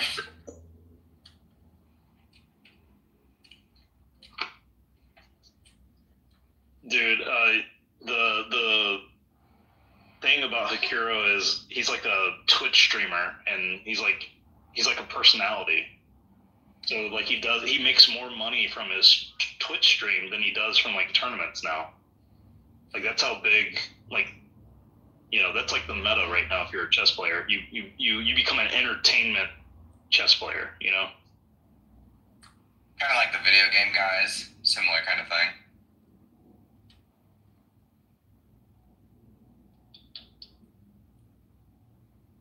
Michael, who's the best Bitcoiner chess player? Was it Jimmy Song? I beat his ass a few times, but he is good. But they're yeah, I beat him. Michael's very good, except for the one time I was watching. Yeah, I mean, honestly, that tournament I was in should have been mine, but it wasn't because Hoddle was watching me, and I get very nervous when Hoddle watches me. I'm disappointed because I watched you too, and I've never seen you fumble it. Hoddle will be a lead investor in whatever company I end up starting. That's right. So I get really nervous when he's around me. But the Hikiro Nakamura is his name, and he's rated 28-16, number 2 in the world. Personality, he's like the most entertainment-based personality. Wait, what? I feel like someone asked me a question. Oh, Jimmy Song. Oh, the best chess player is a guy named Martin that I know of. He's a FM or IM international master. He was rated about 24 something. He decided to get into Bitcoin because it's like a chess player that can't like 2,600 plus actually doesn't have a real career in chess, unfortunately, or fortunately, I don't know. So he became a Bitcoin core developer, learned C++, and apparently being really good at chess translates to being able to code in C++ and be a Bitcoin dev. So that's what he does, and his name is Martin. And you know Muzz? Yeah, is Muzz good? No, well, yeah, I mean, it's Muzz. I like Muzz. Zell is like a ranked player. Oh, Zell is too? Yeah. David Zell, yeah. David, and David O. Zell, right? Whatever. Just Zell. David Zell. But what I was gonna say is the Muzz ran a tournament at TabConf. Found out, so Martin just dominated me. I mean, dominate's the wrong word. He gently put me to sleep. He won pretty easily the entire tournament, and Muzz got upset that an international master entered the tournament without identifying himself. And I think this is kind of funny. People have like conversed with Muzz, right? Like Jarvis, like you know how like he sounds and like his personality and stuff. He doesn't seem smug. Oh, come on, let's be nice. No. Anyways, I thought that's what you're saying. Like, I'm willing to believe. No. Like, just his personality is just so like, look, man, like, oh my gosh, like, like, this is not right. Like, it's just like, I don't think he's dumb or anything. It's just he comes off like in a sort of a like, kind of like takes life, kind of like. No, I think we're saying the same thing.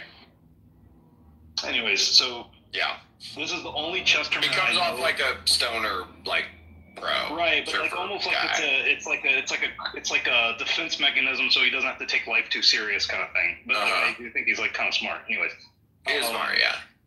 Obviously smart. I actually like him. It's just he has this obvious like character. I feel like that he's playing that is now his actual personality. Like I don't know if that's true, but anywho, he just made me laugh. He's like, this isn't right, man. You know what? I'm gonna take he's not gonna win the money. No, he can't. No, we're not gonna do this. You cannot win the money.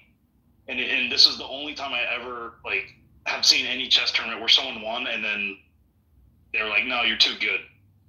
And he's like, well, I'll donate the money. And so he donated the proceeds. How much money was it? I don't know, like probably less than $1,000.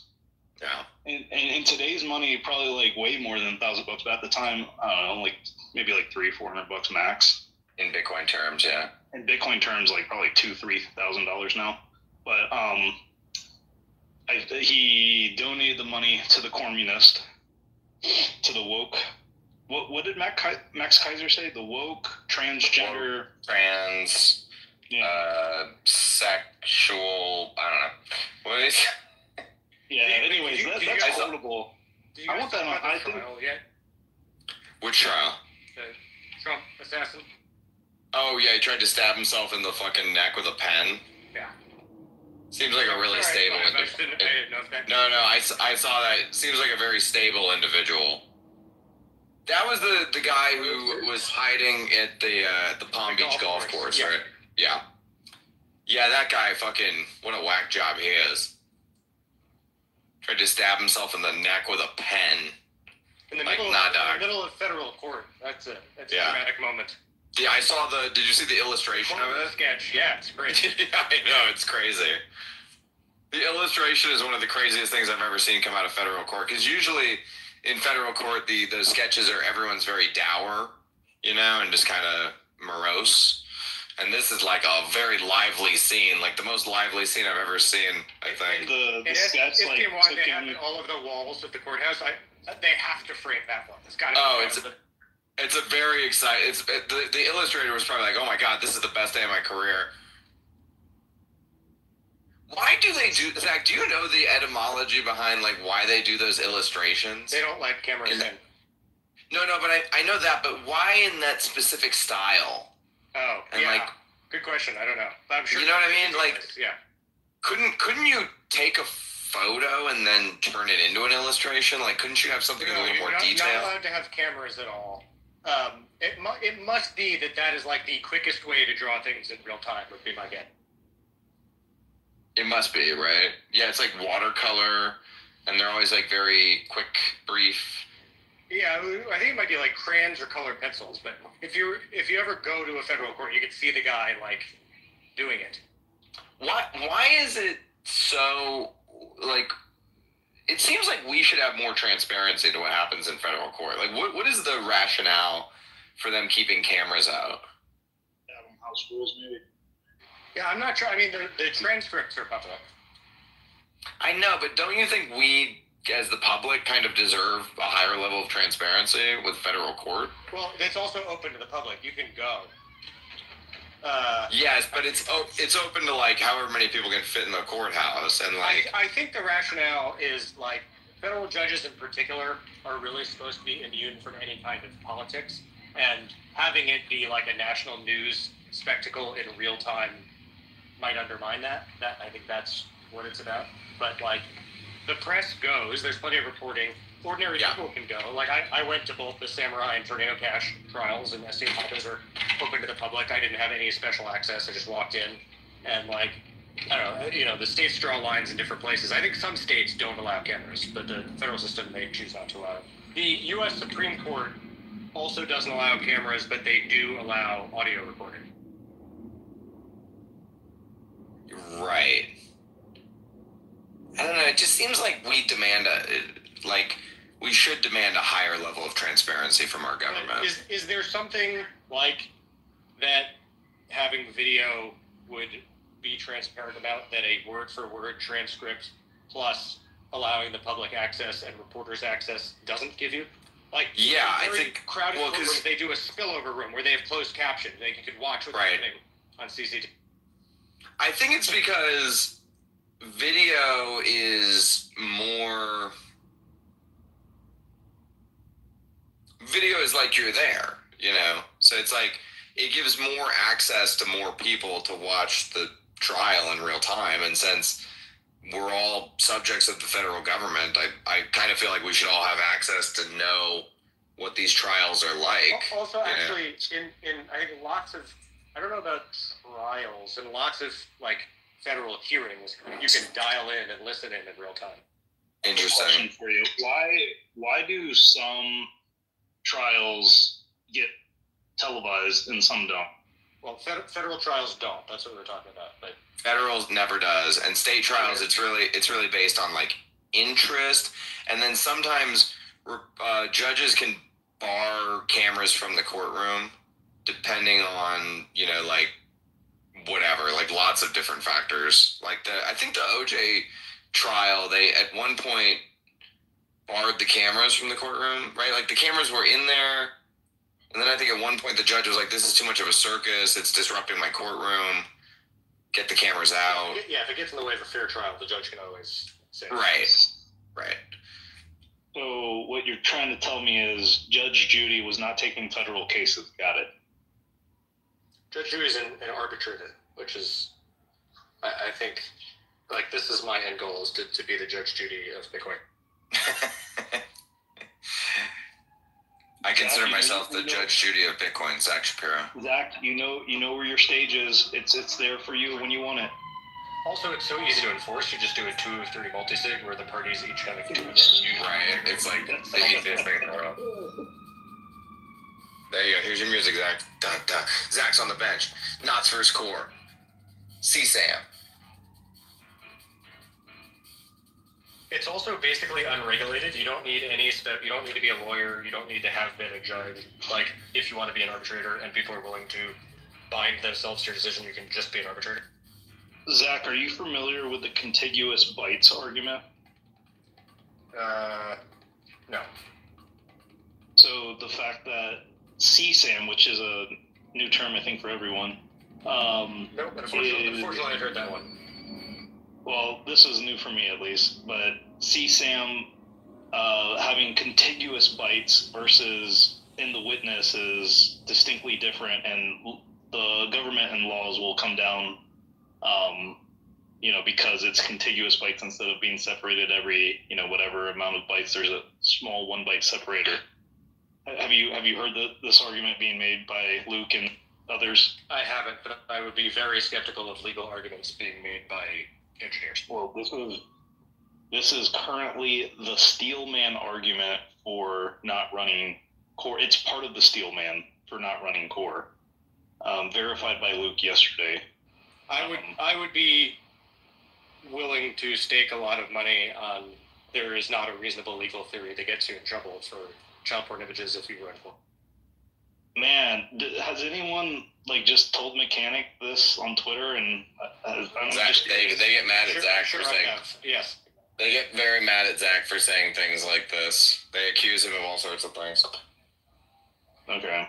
Well, this is, what's funny is 4 months ago, 5 months ago, I was thinking this is sort of like a nothing burger, but because of the attention and time spent on it, and it's the amount of back literally a and forth. campaign to sow fear, uncertainty, and doubt.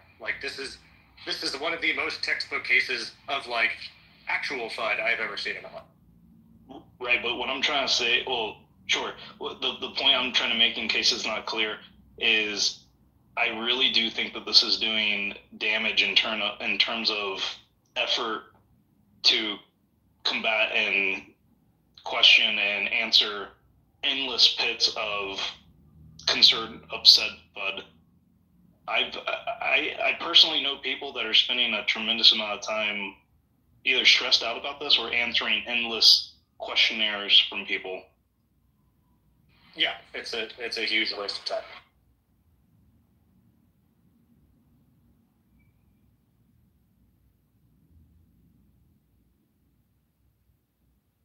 Well, we talked about this the other day and landed on a pretty decent analogy. It was like arranging books in the library that points to a URL. Was that the one? Anyway, running a node and not it's not the same thing as downloading a child porn.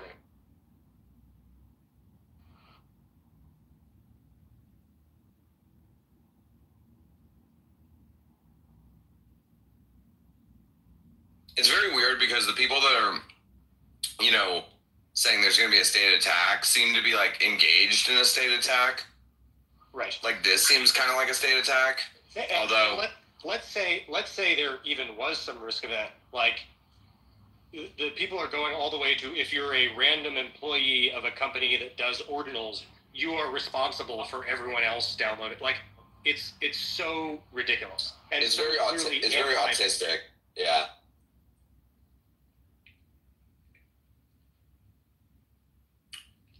The CSAM thing is just an emotive argument, by the way, because they didn't. It's true because they didn't come to it until very recently. They've been on this same warpath for months. Anytime. I had the same opinion, Huddle. I had the same opinion. I called Luke out on it, and this is how the conversation started. And he said, "No, you're wrong." And then he linked to me how this was part of the original discussion, which missed my radar because it wasn't brought up. So I was very surprised that I only found out about this yesterday, that it was part of the original core concern that Luke had.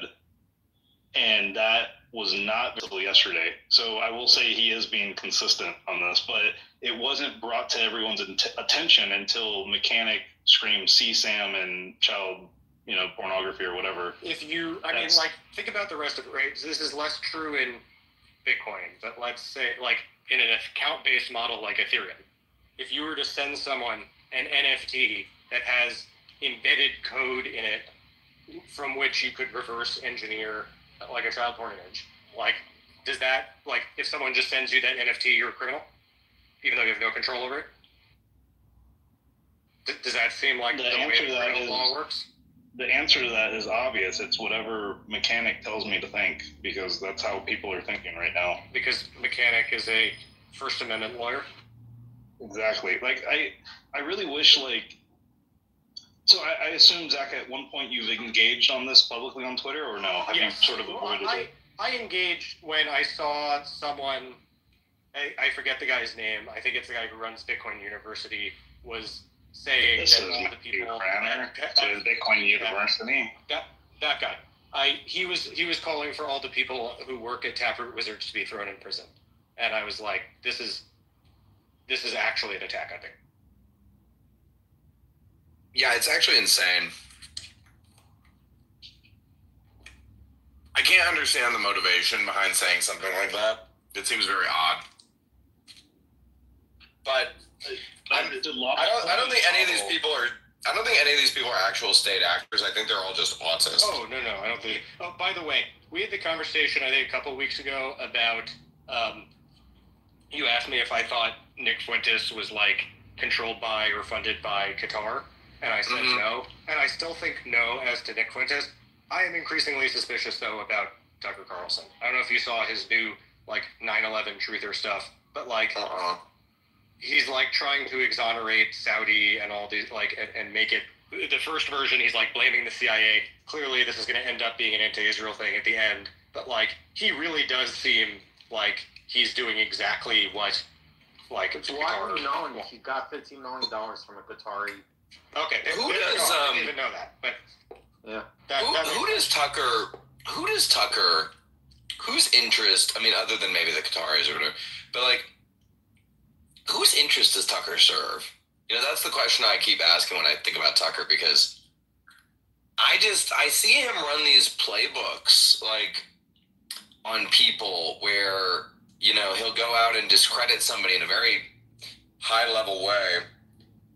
And maybe he's doing it on his own accord for his own purposes, but maybe it's on someone else's behalf, and I can't figure it out. But a lot of it seems to line up with what foreign adversaries, like there was a while where like he was just kind of echoing exactly the same stuff that Putin was saying, right? And just kind of being broadly anti-America.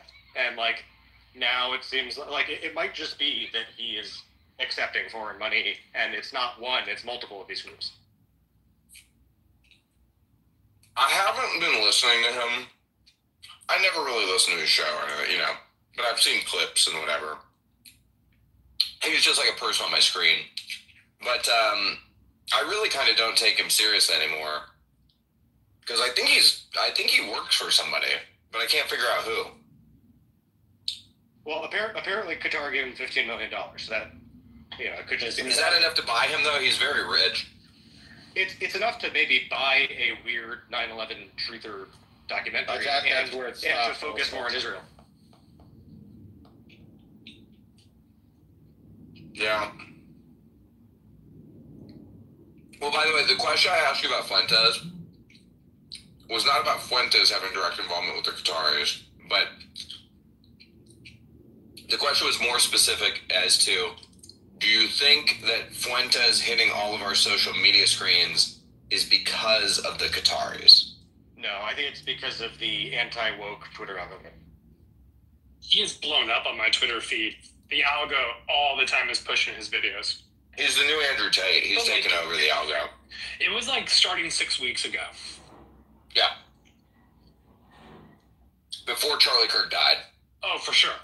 Yeah. No, yeah. I think it's like the rage bait, edgelord algorithm on X. I'm seeing it on Instagram too. Heavy on Instagram. Not on YouTube though. YouTube still seems to have. Well, YouTube's about to unban everyone who's gotten banned for political speech, so Fuentes may be back. Are they? Well, YouTube came out today apologizing for banning people with different political opinions and that they would reinstate it.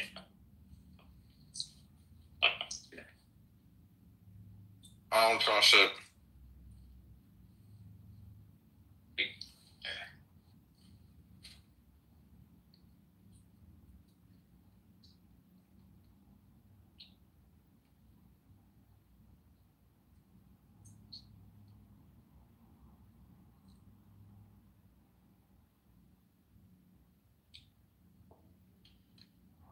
Fuentes has been, he took advantage of the Kirk thing when it happened, but after the fact, his audience seems to be turning on him because he's being intellectually honest and not blaming Israel, because it's very clear that, or there's no evidence to suggest Israel had any involvement, but his entire audience is like, they think Israel is responsible for everything, and so that's like losing him some followers at the moment. It's the same thing as, like, in a different way, the Dennis Border thing. Like, people, like, it's really, like, it's disappointing to see this again. People don't want truth. They want what they want to hear. Yes. No matter what political side they're on. Sure. Or even non-political things, like the Dennis Border thing. Yeah. Everybody wants their biases confirmed. That's the main product that social media sells, whether it's showing you people who agree with you in an echo bubble or showing you people who, like, are the enemy that you expected to see and bring you into rage bait. Like, the main product of social media is the type of dopamine that comes from having your biases confirmed. It actually wasn't an accident either. It was designed that way. Not for malicious purposes, but because that's what people assumed would be a better model. So, like, well, they train the algorithm for DAUs and MAUs because that's how Wall Street values, or at least did value these companies. But even before then, the broad theory about the new way we were going to engage with media was going to be specific algos and feeds tuned for our interest and likes, which makes sense because it's like, when you used to read the newspaper, there was a lot of stuff in the newspaper that you didn't give a fuck about, and that's why people would just read certain sections of the newspaper. They wouldn't read the whole newspaper, and you were seen to be a very informed person if you read the whole newspaper cover to cover. But so they were like trying to like atomize it basically, but the atomization created a tribal quality that has been unmaking society. I don't know, not an easy problem to come back from.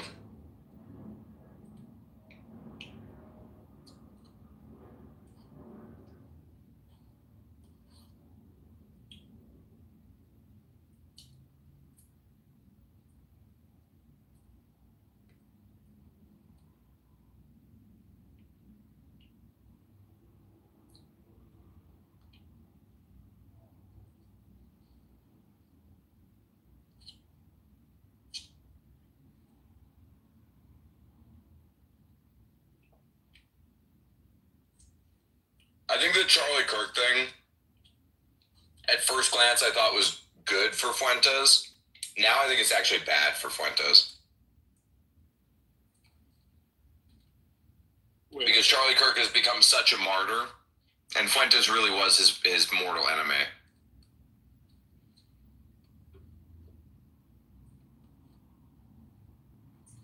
Well, that's good news, I guess. Like, yeah, if people really, I do think that, like, if we're being really honest about Charlie Kirk, a lot of what he was doing was a troll, and he did say things that he knew would offend people, whatever. Of course, you're allowed to do that, and on balance, his views are mainstream Republican. But, like, if the outcome is we're just gonna, like, focus on the good stuff that Charlie Kirk did, of which there was a lot, and whitewash it, and, like, the message is people should live by the idealized version of Charlie Kirk, that's a great outcome. I think it is too, and I'm pleasantly surprised by it. That was the thing I thought was very stupid about the left-wing response to, like, the memorial service that happened the other day. because they were like, oh, look at that, it's all sanctimonious and it's Christian nationalism and it's this and that. And it's like, this is so preferable to the alternative, you know? This could have been the moment the right decided we're going to kill everybody. Like, it could have been that moment. And thank God it's not. I think Eric and Kirk getting up there. It felt that way a little bit in the beginning. Well, that's the difference between the right and left, is that you know, the right can at any point decide they're going to kill everybody and then actually do it. The left cannot do it. Like, so it's very nice to see the side of America that has all the guns praying quietly and, you know, trying to come to grips with what happened rather than taking to the streets. Because the minute that side takes to the streets, it's the end of the country. But it could have gone a different way. Thank God it didn't.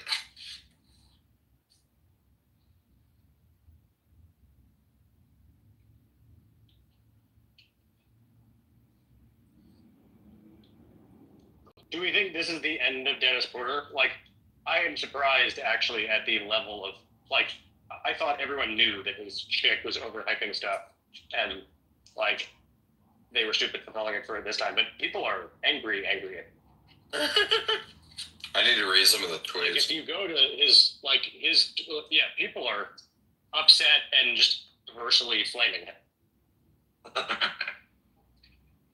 He deserves that. Yeah. Oh yeah, it's just surprising given that, like, he's been this way the whole time. I don't understand how people are just figuring this out now. You know what it is? It's about the Bitcoin price.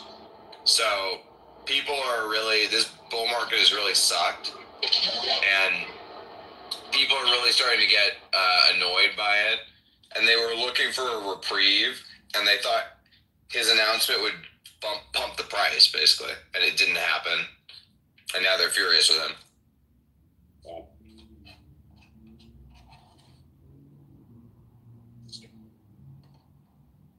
Maybe it sticks. Maybe the arc of history does bend towards justice. Unfortunately, I doubt this is. I mean, he's got what, 250,000 followers. I mean, maybe he'll lose 20,000 of them or something from this, but I think he's still going to be around. Yeah, but if it becomes like embarrassing to associate with him, that's a step in the right direction. It's always been, but what happens with accounts like this on Twitter, people like Dennis, is they don't lose their followers, but they just become irrelevant. Like, they just, like, there's no engagement anymore. You know, it happened time and time again. Like Pete Rizzo. People just stop giving a fuck, you know? And that's what'll happen to Dennis. Well, Pete just straight up, like, outsourced his thing to make some money, and I assume he'll take it back over at some point, but it's certainly going to have devalued over that period. But I assume he did, you know, make a decent chunk of change without having to do anything, right? Someone else is. What's Pete doing? He just like it's basically Dennis Porter, but it's actual news, right? It's just like breaking all caps, but it's like, yeah, news that actually did just come out. I think Pete's doing that. Is he not doing that? He's not the one behind the keyboard? I don't think so. There was a big, like, uproar because he had some job posting for, like, you know, $10,000 a year for, you know, an hour a week of support to do it. He's doing the Bitcoin Treasuries thing with NBK, isn't he? Remember, sir? Yeah.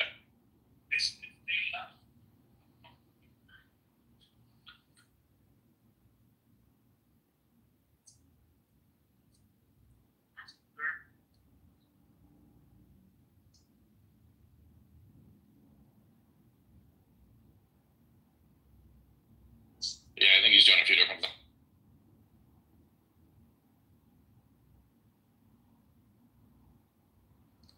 Yeah.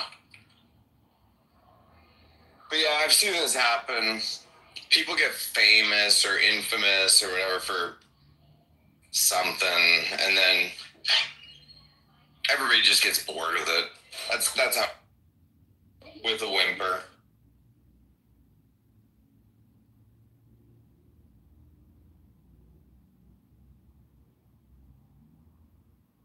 There are 180 public companies in the world now with Bitcoin on their balance sheet. That's according to BitcoinTreasuries.net. Strategy is the largest, the most prominent of these so-called Bitcoin strategies.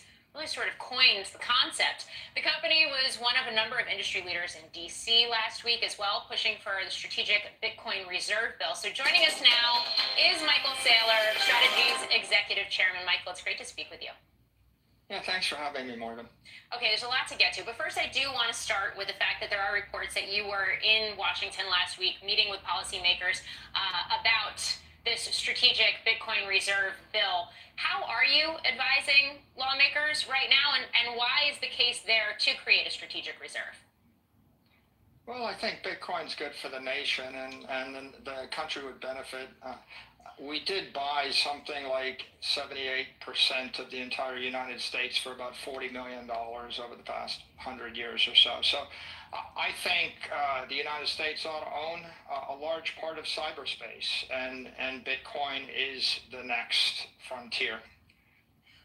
What does it do to prices, especially as they've been chopping sideways, even coming off a little bit recently? You know, I think the real story in Bitcoin right now is corporate adoption. We've got a consistent acquisition of Bitcoin by the big ETFs like BlackRock, and that's taking up all the natural supply, and they're doing that on behalf of institutional investors. But these 180 companies that are capitalizing on Bitcoin are buying even more than the natural supply being created by the miners, and they're putting upward pressure on the price. And I think that as we work through the resistance of late and some macro headwinds, we'll actually see Bitcoin start to move up smartly again toward the end of the year. At the beginning of this year, you and I in January sat down and had an hour-plus conversation at the ICR conference about this very idea, Bitcoin treasury, what you were doing at Strategy, and where it made sense for others to potentially adopt a similar concept as well. What are the types of companies that you're seeing lean into this, and at what point do you think it starts to accelerate if it does? Well, I think you've got two types of companies. You've got operating companies that would otherwise be returning their capital via dividends and buybacks, or they would just be holding low-yielding money markets. And they're choosing Bitcoin as a treasury reserve asset, so that actually improves their capital structure. It strengthens those companies. There's a lot of those.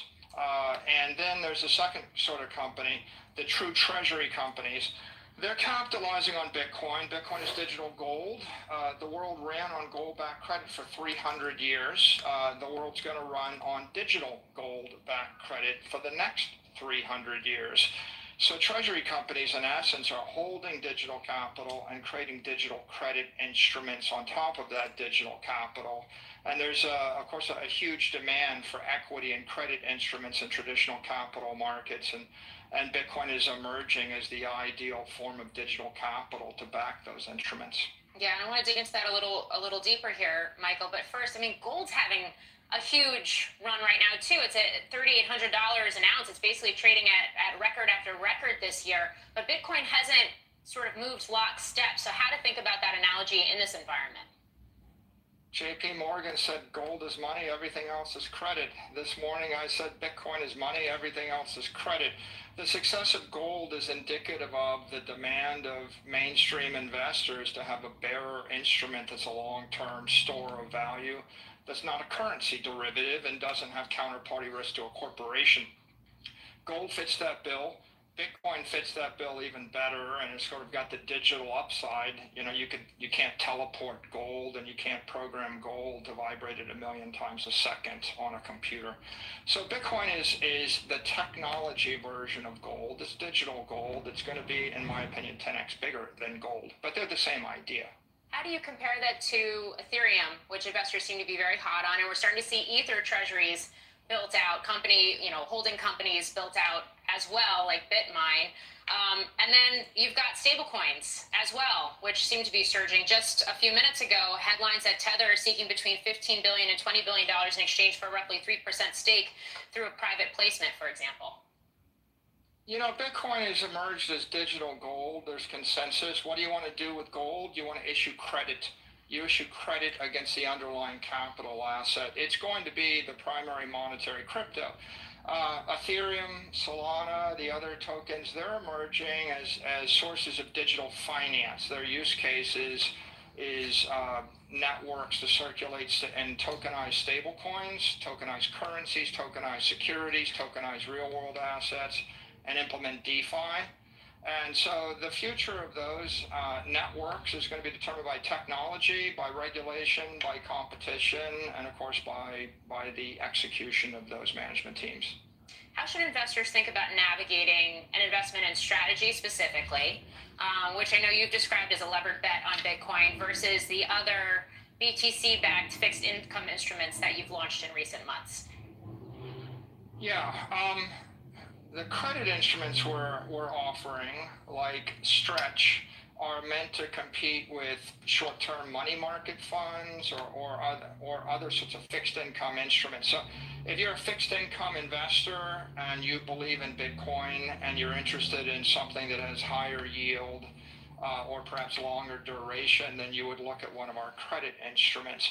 If, on the other hand, if you're a Bitcoin maximalist and you actually want more Bitcoin, then our equity is actually got credit amplification in it. So the equity is amplified Bitcoin. So people that want more volatility, more upside than Bitcoin will go for the equity. People that are interested in having the volatility and the risk stripped away will look at the credit. Okay. How do you ensure you're not over your skis with any of these instruments if Bitcoin plunges again? Well, we've got about 70 to $75 billion of Bitcoin.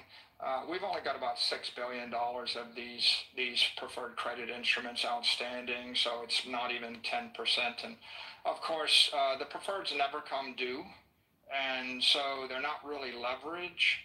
I could say that we've got a PhD in leverage at strategy. We lived through the crypto winter. So we've constructed a balance sheet that could handle any conceivable drawdown and continue to perform.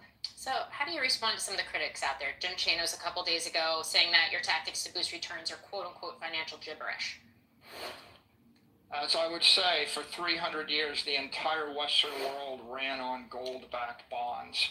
What we're doing is distilling yield, duration, and we're offering those in digital credit instruments. We're stripping away the volatility. We're stripping away the risk.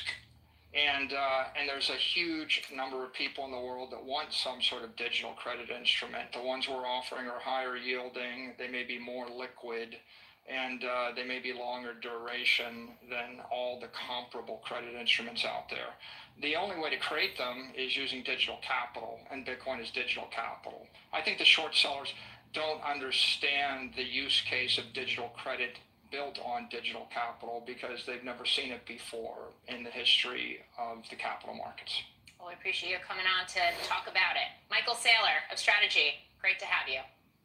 Thank you.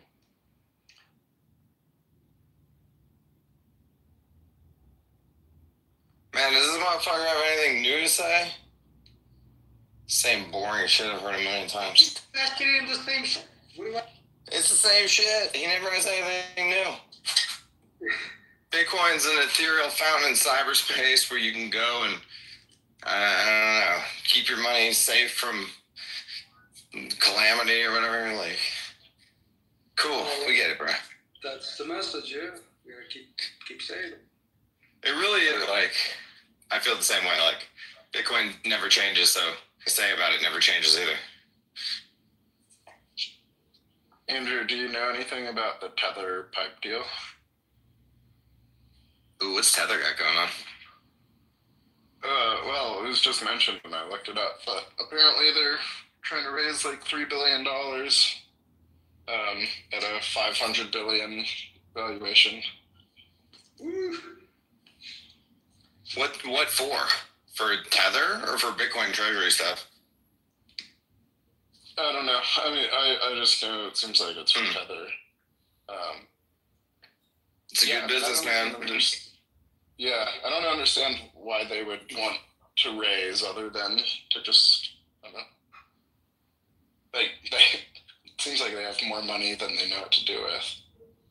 I know, right? Like, what is the point of the raise? Maybe it's to pass the hat and basically get some strategic partnerships going on. Yeah, or just like have more, the safety of being in American markets. Like, well, yeah, that's what I was saying. Like, you invite J.P. Morgan Chase into your deal, and then suddenly, like, you can make phone calls to regulators. Oh, they're raising 15 to 20 billion for 3% stake. God damn. God damn. Man, isn't it amazing? Any of us could have thought of Tether at any time. There was nothing unique about that idea. The young kid did. I know. Good for him. Yeah, it's through, I think Cantor is acting as their lead advisor, which I'm like 1 degree away removed from the kids running Cantor who went to Stanford, and I'm friends with some guys who are in their frat. Apparently they're like pretty dumb, word on the street, but well, the rest of the people at Cantor are not dumb. So yeah. I'm sure your frat bros are though. Yeah. The Letnicks. The Letnicks of the world are not dumb. That's what losers say to make themselves feel better. Oh yeah, they're dumb. They're dumb. They're only raising $500 billion valuation. It's Andrew's right. That is like that is a thing. I haven't met him, but yeah, I don't know. In some circles, yes. In some circles, it's like, I don't know. Like, I don't know. At Stanford, there's like kind of smart kids, and then kids who got in for other reasons, whether it be like parents or sports or it's affirmative action or whatever. Yeah, it's the same in every school. Yeah. And I don't know. I haven't met the Letnicks. Maybe they're actually really smart. They said Howard Letnick seems pretty intelligent. You have to be smart enough. Okay, you don't have to be the smartest. Remember that. Yeah. Beyond that, you gotta put in the work, and then your network, your connection. Andrew's right. It's just about being smart enough, and then having like grit, determination, social charm, balls, courage, risk tolerance. Yeah. Politics sometimes on your side. The intangible.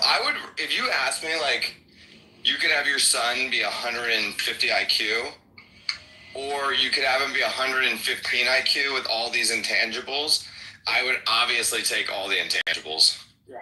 Every time. Yeah, good point. Now, if you're 150 IQ and you have all the intangibles, then you run the world. You know?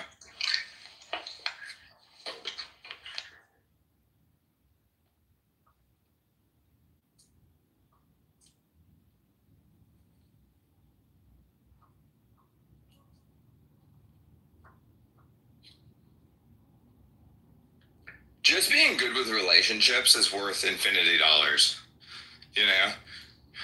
Which is like, it's the simplest shit in the world. It really is just treating people like they matter, remembering their name, caring about what they think or what's important to them. Like, if you can just do those things, you can be a billionaire. It's shockingly rare how few people do those things. Hey, Steve, how's your wife? Are you guys still living over in Belmont? Did you get that new house? That's worth $1 bajillion. Yeah? Asking about the kid by name. Uh-huh. Well, is your daughter still over at Lark Hill? That's a great school, you know? That's worth $1 bajillion, like seriously. You know, that's a 100-year-old book from Carnegie. That's all it is. Yeah, it's true. I still tell people to read How to Win Friends and Influence People, and almost nobody ever does. Warren Buffett said it was the best thing he ever did, was take Dale Carnegie's course. And that's Warren Buffett, you know?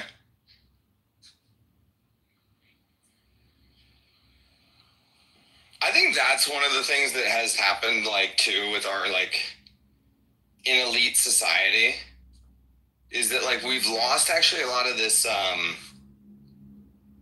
you know, like, cotillion-esque, like, pomp and circumstance, like, finishing school, like, sort of, like, just manners, you know? We've lost, like, the basics of civility. And man, if you just focused on the basics of civility, you would just like print money.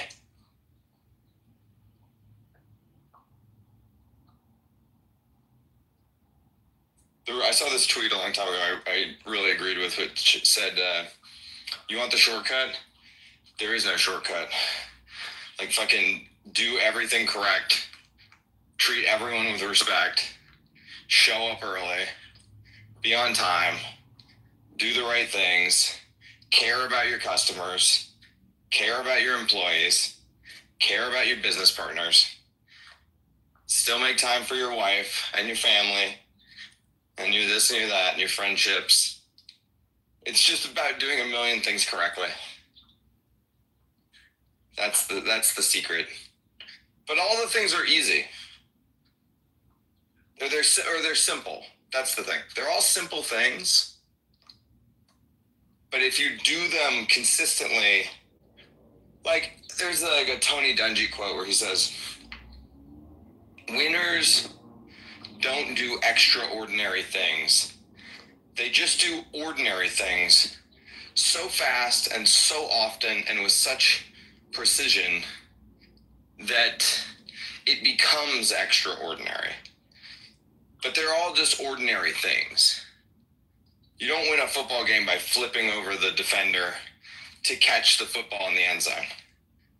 You know, you win a football game by consistently blocking, like consistently, you know, making the defense fear the run. Just basic shit. Same is true in life and business.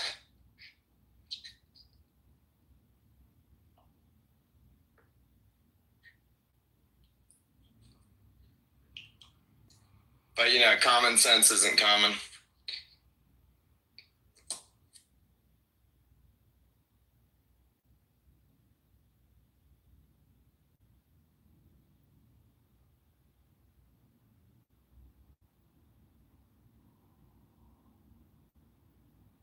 Andrew, did you see that Elon Musk has been tweeting scripture since the Charlie Kirk thing? Yeah, remember I tweeted you? I'm like, what's going on?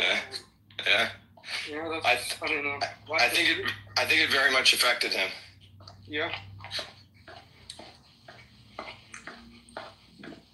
Because he realized it could have been him.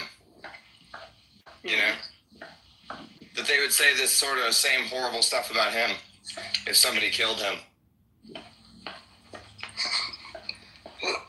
Yeah. Well, I hope he attends church. Something. It would be interesting if he does. The Elon Christian arc would be fascinating. Ooh, I have an idea. I'm gonna text the Minister and tell him, ping Rogan. Here's what Elon's been tweeting. Ping Rogan, tell him to call him, invite him to church. Does the pastor know Rogan? Is Rogan the one who's been going? Yeah, he attends this. Yeah, totally. All right, I need those tweets. Getting Elon to come to church would be amazing. Yeah.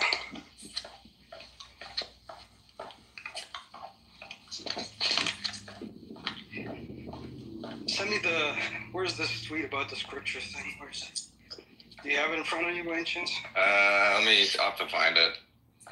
Oh, hold on, I gotta call somebody back. Man, he tweets so much I can't find it quickly.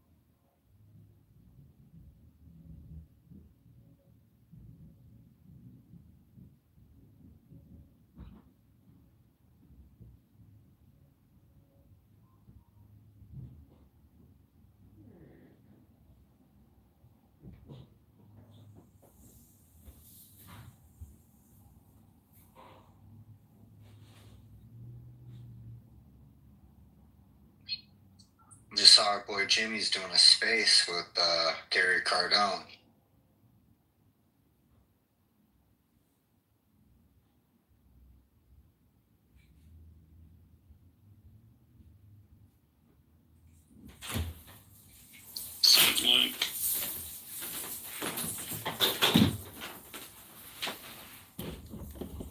It's pretty much over now. That's why I left.